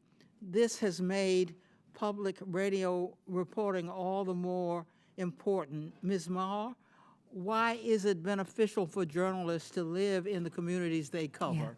We'll let the witness quickly answer, and then we're out of time. Thank you so much, Madam Chair. We find that enabling public radio to continue to be funded allows for us to meet the needs of people who live in news deserts, and having journalists who are from that community means they can prioritize the needs of that community, whether it's sickle cell issues in DC or whether it's the price of sorghum in our agricultural heartland, whether it is thinking about the wildfires that we see across the center and west of our country, or whether it is the impact of storms across the Gulf and southern parts of our country. We recognize local journalists. They speak the language. They recognize the pronunciations of the places that they come from. They come from the community. It is tremendous value to enable that we are for America, from Americans, and all American voices are heard. The gentlelady's time has expired. I now recognize the gentleman from Texas, Mr. Fallon, for 5 minutes. Thank you, Madam Chair. Ms. Maher, do you believe that National Public Radio takes a balanced and fair approach to news, politics, culture, et cetera? Mr. Fallon, thank you for the question. I came into National Public Radio with And I apologize. It's just that we have such limited time. Do you believe that to be true? I believe that we have work to do. We always do, in order to improve and it's serve all Americans. More accurate than not that you're fair, or you're either fair or you're unfair. So what do you think you are? I believe we wake up every day with a desire to be fair, and it is part of why You're not claiming that you're fair. You have a desire to be fair. Okay. So you would not describe NPR as objective and nonpartisan? I would. You would, okay. Ms. Kerger, same question for you. Would you believe the PBS is fair and objective and nonpartisan? Yes. Okay, thank you. Thank you for the quick answer, too. So I find it interesting that the CBP's recent goal was to promote efforts that ensure fact-based journalism that promotes a symphony of ideological viewpoints. You both agree with that goal? Yes. All right, wonderful. So, Ms. Kerger, in 2023, when PBS had a program, Washington Week with the Atlantic, and when President Biden's mental acuity was questioned, one of the reporters claimed the GOP was lying. Another reporter, Jeffrey Goldberg, who's been in the news of late, described Biden as, quote, mentally acute. Were you aware if there were any dissenting opinions on that program that day? I don't know from that day. No. There were not. But fortunately, there was a debate in, I believe, June of 2024, where the American people and the world found out just who was lying. The Democrats, Jeffrey Goldberg, and PBS. Ms. Maher, I'm sure you're aware that Hunter Biden had a laptop. I am, sir, yes. Okay. And there were many stories written about said laptop. Yes, sir. And in 2020, unfortunately, NPR's managing editor for news refused to cover the story, and he branded it a, quote, waste of time, not a real story, and a distraction. And instead, unfortunately, of NPR investigating, they ran a puff piece that led with, experts say attack on Hunter Biden addiction deepens stigma for millions. It's unfortunate that NPR ignored the Hunter Biden laptop story, but y'all did talk quite a bit about the debunked Russia collusion. Do you know how many times NPR interviewed Adam Schiff about Congressman, collusion? I would love to say that we actually believe we made a mistake on the Hunter Biden laptop story. And I appreciate that. Thank you. How many times did y'all interview Adam Schiff about the Russia collusion? I'm sorry, I don't have that number. It was 25 times. You know how many times NPR interviewed Chairman of this committee, Oversight Committee, Jamie Comer, about the Biden impeachment inquiry for the Hunter Biden tax evasion and illicit business dealings of the Biden family? I'm sorry, I don't know. I believe that's 0, so it's 25-0. Ms. Kerger, you're aware there's a political spectrum. It goes all the way from the far right to the far left and everywhere in between. Would it trouble you to hear that for 6 months there was an analysis done on PBS's NewsHour from June to November of 2023 where they found that far right that term was used 162 times and far left was only used 6 times? Do you find that troubling? I don't know the study that you're referring to, and I'd be very interested in seeing it and understanding how they came up with those numbers. Media Research Center did a 6-month analysis, and it's not how do you find it. You either say far right or it's terms. Yeah. They use the term far right 162 times, far left 6 times. That's a 96-4% skew. You're also aware that you covered the GOP and Democratic national conventions in 2024? Yes, we did. Okay. Interestingly, 72% of the coverage of the GOP convention was negative, 88% of the Democratic convention was positive. Shouldn't be surprising when you have anchors like Amna Noat, who described the Republican rhetoric as, quote, outright racism and, quote, echoing white supremacy. Ms. Mayor, NPR, you believe your reporters are fair? You said they're fair and they're working at it. I believe that they work to be every day, sir. They're non-biased. And yet, you have the voter registration issue. I mean, we're all human beings. We're all going to see through the world through a certain lens. And are you aware of any Republicans, any registered Republicans in your newsroom? I couldn't say registered, but I know we have conservatives in our newsroom, yes. Okay, so the recent registration, when it was looked at, 87 Democrats and 0 Republicans registered. I found that very concerning, Yeah, sir. I would. Not even 40 to 30 or 50 to 20, 87 to 0. But it shouldn't be surprising when their own CEO says things like, I'm so done with late-stage capitalism, or calls the President of the United States a deranged racist sociopath, or that America's addicted to white supremacy. So billions have gone into both of your coffers over the last several decades. And I understand why Democrats on this committee are going to viciously and vehemently defend you all, because you become a propaganda wing of the Democratic Party. 67% of your viewers and listeners identify as Democrat, with only 12% conservative, and you become a sandbox for leftist propagandists to frolic on taxpayer dime and no more. And when you said in the beginning you're going to promote a symphony of ideological viewpoints, yeah, you do. If you're left-leaning, far left, The gentleman's or time has remarkably expired. Marxist, I yield back. Thank you. Thank you, Mr. Fallon. I now recognize a gentleman from Texas, Mr. Gill. Thank you, Chairwoman Green, and I apologize, I'm getting over a cold, so I'm losing my voice here. Ms. Marr, I want to start with you. Just generally, would you say you generally agree or disagree with the following statement? The history of all hitherto existing society is the history of class struggles?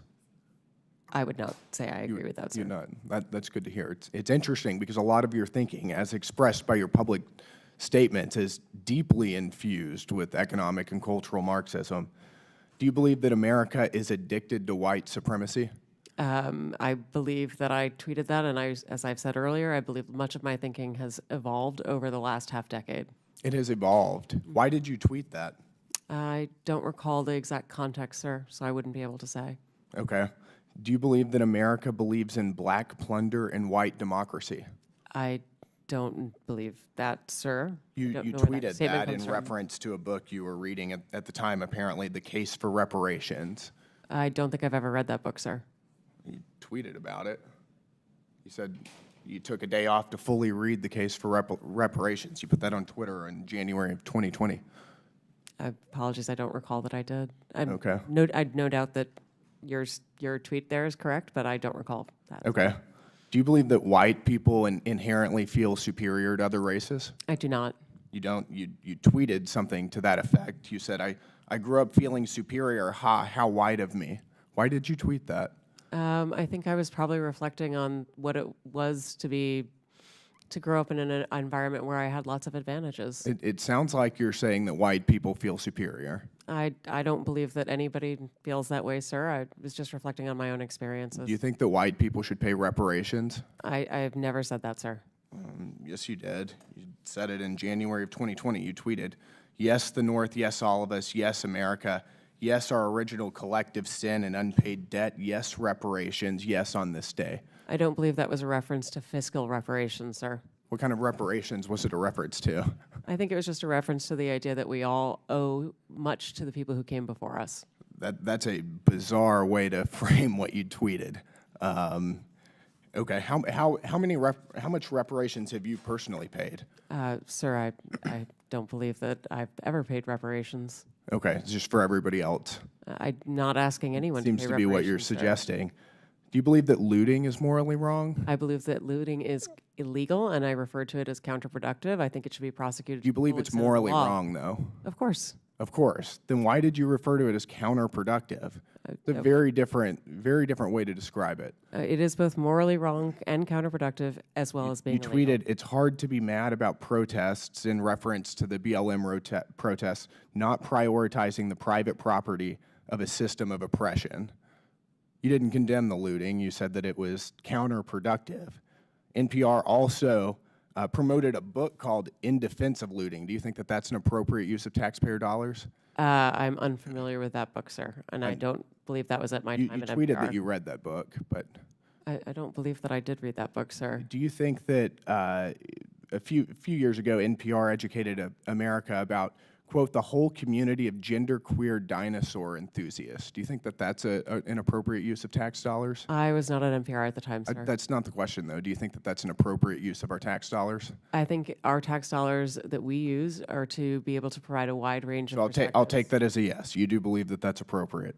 Your health advisor at NPR also stated in an interview that, quote, fear of fatness is more harmful than actual fat. Would you like to explain how fear of fatness is more harmful than actual fat? That's an editorial at NPR. I am not familiar with the editorial, and I don't believe that was published during my time here. It's called Diet Culture is Everywhere. Here's how to fight it. Do you think that that's an appropriate use of taxpayer dollars? I think any reporting on health is an appropriate use of You've taxpayer spent- dollars, yes. And you think that editorializing that fat is not unhealthy is appropriate? I don't know what that article is, sir, and I'm not familiar with it, so I This couldn't is say. fake news. Do you think that basic accommodations like doorways or seat belts represent, quote, latent fat phobia? I don't have an opinion. It's on that, also sir. from NPR. Do you think civility is racist? No, sir. No. Your outlet ran an article entitled, quote, When Civility is Used as a Cudgel Against People of Color. That was on All Things Considered. Would you like to explain? I'm not on the editorial side, sir. I'm not familiar with that story. You talk about how NPR is news. This is editorialization, and I'll read it. For many people of color in the United States, civility isn't so much social lubricant as it is a vehicle for containing them, preventing social mobility, and preserving the status quo. This is garbage. I'll spend all of my time doing everything I can to ensure you guys never get another dollar of taxpayer funding. This is complete garbage. Thank you, Madam Chair. Thank you, Mr. Gill. I now recognize the gentleman from Georgia, Mr. Jack, for 5 minutes. Well, thank you very much, Madam Chair. I'd like to just start and build off of something Mr. Fallon noted. And Ms. Mayor, I think you noted, and just to confirm within your statement to him, that NPR failed to accurately report the circumstances around and content within Hunter Biden's laptop story. Is that fair to categorize your statement?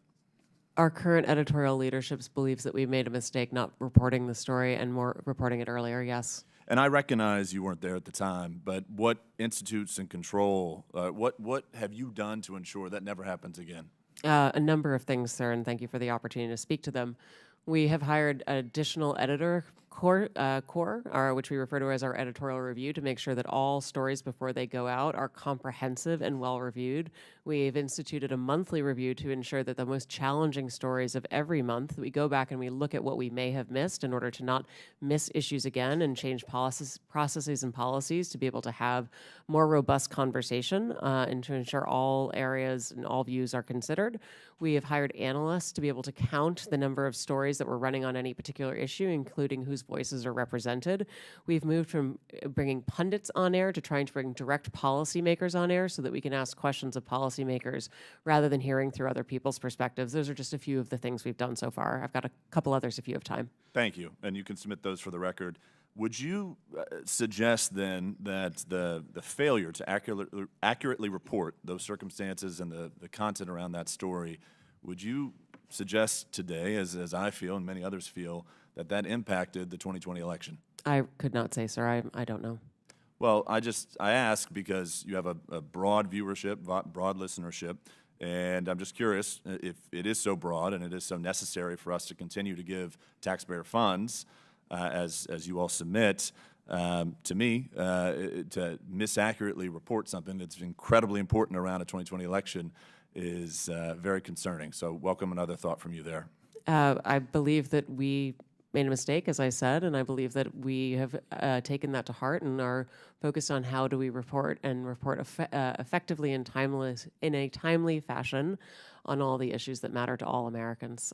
I hear your concern, sir, and I want you to know that we are truly working on this. I'd like to spend the rest of my time talking about funding, and I know that some of my colleagues talked about it a little bit today, but could you walk us through the amount of money that NPR receives from CPB annually? Yes, sure, sir. We receive $11.2 million this past year, the majority of which goes to the public radio satellite system, which we operate on behalf of the entire public radio network.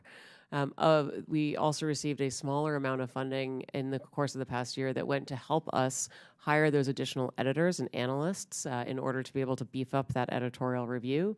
We received funding to support the coverage of the recent election in order to make sure that we had our journalists all across the country and were able to speak to Americans of all different political backgrounds. And what percentage of your budget share comes from the federal government?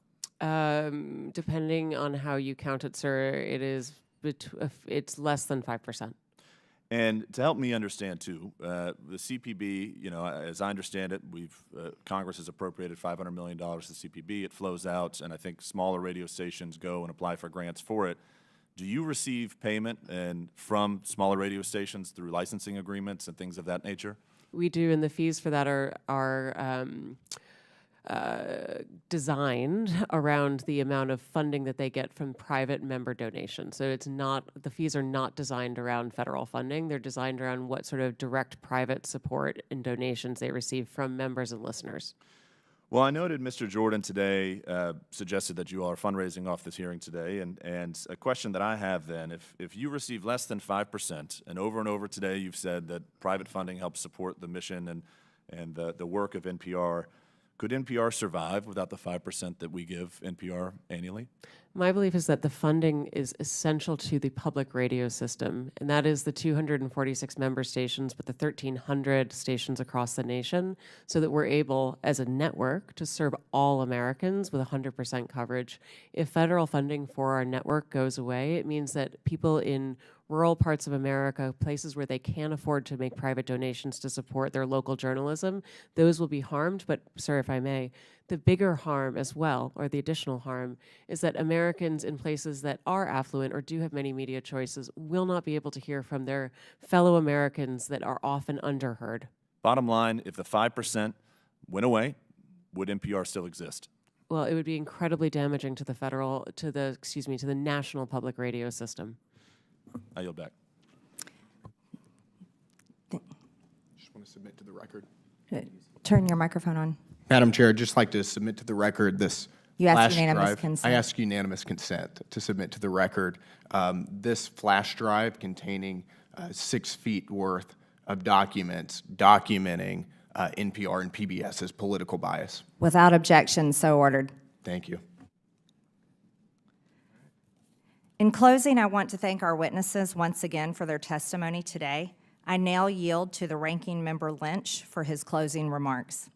Thank you, Madam Chair. Thank you for having this hearing. I want to thank the witnesses for your willingness to testify. In closing, I want to follow up on Mr. Connor's point. I'd point out to my colleagues that there are some government functions that are not merely transactions. There are some undertakings that we, as a country, engage in which are not necessarily justified by cash on the barrel at the point of purchase. Everything is not a transaction. It's not like selling a car, although that's exactly what the president was doing on the lawn of the White House the other day. Sometimes a government program is a long-term investment. I think that applies to public broadcasting. Like when you use public television to teach kids their numbers and their alphabet, because in some households that might be the only source of instruction available. More often, it could be an exercise in trust, because a lot of our parents out there, 88% of parents said they trusted PBS Kids. Or when you have a documentary given by a historian like Ken Burns, and he does research and drills down on the letters and firsthand correspondence of Civil War veterans and families north and south, and gives us the hard facts of the Civil War. Hopefully, we are teaching, or at least reminding people of the wrongfulness of slavery and the consequences of us from a system of bondage and the horrific price that was paid and perhaps is still being paid. Everything is not a transaction. But I do believe that some people see it that way. I think President Trump and Elon Musk see life often as a series of transactions. Much of the support we provide to seniors is not a profitable transaction because they're older and vulnerable. But they have paid for their fair share into Social Security. That's why FDR designed it that way. Some people just wanted the government to promise to pay a pension, but FDR knew that if he had Americans pay into that system, that their sense of fairness would cause them to defend that pension. And so they would fight like hell to get what they had coming. It sounds like we might have to test that theory if Elon Musk and Howard Lutnick have their way. Another thing we do that is not necessarily profitable in a financial sense is that we care for our veterans. It's a promise we made to our sons and daughters in uniform, and it's the right thing to do. And veterans care and veteran benefits are special because those benefits are owed to every veteran who lies in a hospital bed in every VA hospital across the country, because those benefits are for courageous service previously and honorably rendered to our country. And so now it's the time for America and Congress to fulfill their obligation as promised. That's not a transaction. But because of that cost, the Trump administration VA has announced 80,000 layoffs at the VA. Trump and Vance also see support for Ukraine as a transaction, even though they've been invaded by Russia and are fighting for their lives and their freedom. As we saw a couple of weeks ago, for President Trump and Mr. Vance, it was a power transaction. And as the president insisted, Zelensky had no cards to play. And as Vance pointed out, he refused to sufficiently bend the knee, and he didn't dress up. These examples point out the nature of the presidency. Throughout our history, the president has never been viewed as the huckster-in-chief. Instead, our most successful presidents have occupied a position of what could be seen as moral leadership, which might cause some to conclude that America is bankrupt right now. But I have hope in the genius of our Constitution, that the checks and balances of our government framework might once again compensate for that shortcoming in the White House. It could be that Congress might provide that balance, or it may be the judicial branch that steps into the breach, or it might require the ultimate source of power in our system, the people themselves, to demand that we fulfill our obligations to all those most vulnerable in our country, wounded veterans, seniors, children, and the poor, to whom so much is owed. Madam Chair, I appreciate the opportunity here to address this issue. I would have preferred that we were talking about the security breach that occurred recently, but perhaps that will be for another day. But I thank you for your courtesy, and I yield back. I now recognize myself for closing remarks. The United States is $36 trillion in debt. In fiscal year 2024, the government spent over $1.8 trillion more than it took in. And in fiscal year 2025, the interest on our debt is expected to exceed $1 trillion. As we continue investigating waste, fraud, and abuse, and we can look no further than the Corporation for Public Broadcasting. The LGBTQ indoctrination of our children, the systematic racism narrative, and the support for censorship being pushed by the heads of NPR and PBS are just several of the many abuses of taxpayer dollars. And if you are one of the select few who might support such content, you can personally support and fund it with your own money through private donations, because the reality is the United States of America is broke and can't afford it. And after all, PBS and NPR are already fundraising off of this committee hearing. The American people are closely following along today in this long-awaited hearing to hear the case for why Americans' hard-earned tax dollars should continue for public broadcasting. I think from what we have heard here today, the American people will not continue to allow such propaganda to be funded through the federal government with their hard-earned tax dollars. The Corporation for Public Broadcasting that we give over $500 million to no longer serves the public. It serves a narrow audience of wealthy, liberal elites who are out of touch with everyday Americans. Not only have the times changed and the American people who once needed these outlets can now access the news anywhere at any time, but the content that is being put out through these state-sponsored outlets is so radical, it is brainwashing the American people and, more significantly, American children with un-American, anti-family, pro-crime fake news. The American people do not support their taxpayer dollars going to NPR articles like, "How is sex determined? Scientists say it's complicated," which discusses how biological sex is not limited to male or female. Or another article about how stories on crime are rife with misinformation and racism. Or about how birds and trees are racist.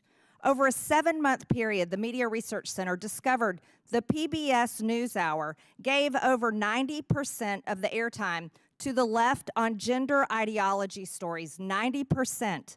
As mentioned earlier, PBS was the outlet that featured the child predator drag queen on the education show for kids ages 3 to 8 years old. And to clarify the record, because our witness, Ms. Kerger, lied under oath and said it wasn't featured on PBS, this show was aired on PBS on April 1st, 2021, and we will take a look at this video right now. We're using a TV today because our audio system is having problems. Let's go ahead and watch this video.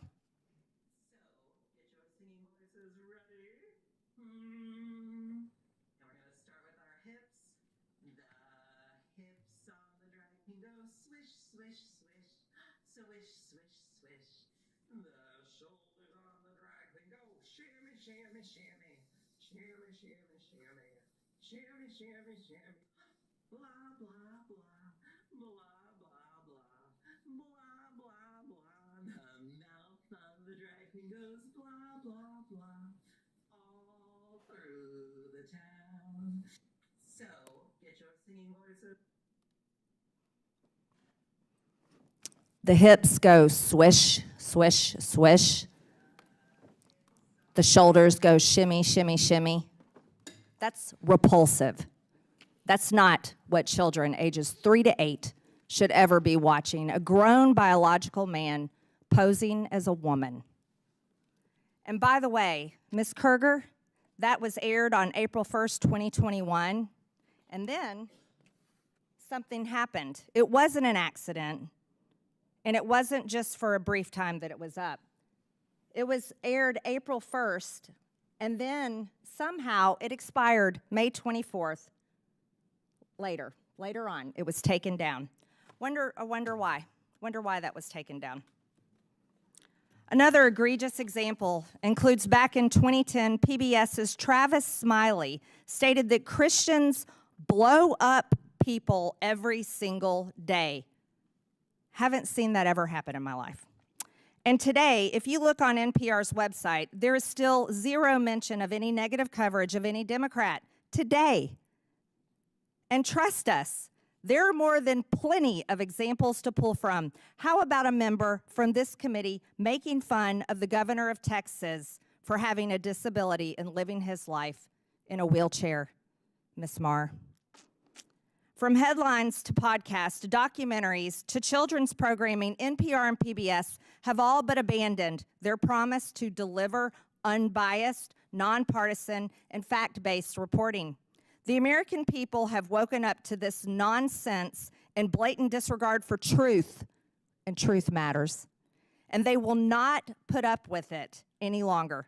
Contrary to the beliefs of the head of NPR, Ms. Marr, truth is not subjective. It's actually very important. And there are not multiple truths. There's just one. For a civilization to exist, objective truth must exist. It must be embraced. It must be protected. It is not a distraction, and despite many attempts to whitewash it, truth will prevail. The Corporation for Public Broadcasting is using taxpayer dollars to actively suppress the truth, suppress diverse viewpoints, and produce some of the most outlandish, ludicrous content. After listening to what we've heard today, we will be calling for the complete and total defund and dismantling of the Corporation for Public Broadcasting. Here's how it works in America every single day, private businesses operate on their own without government funding. We believe that you all can hate us on your own dime. With that and without objection, all members have 5 legislative days within which to submit materials and additional written questions for witnesses, which will be forwarded to the witnesses. If there is no further business without objection, the subcommittee stands adjourned.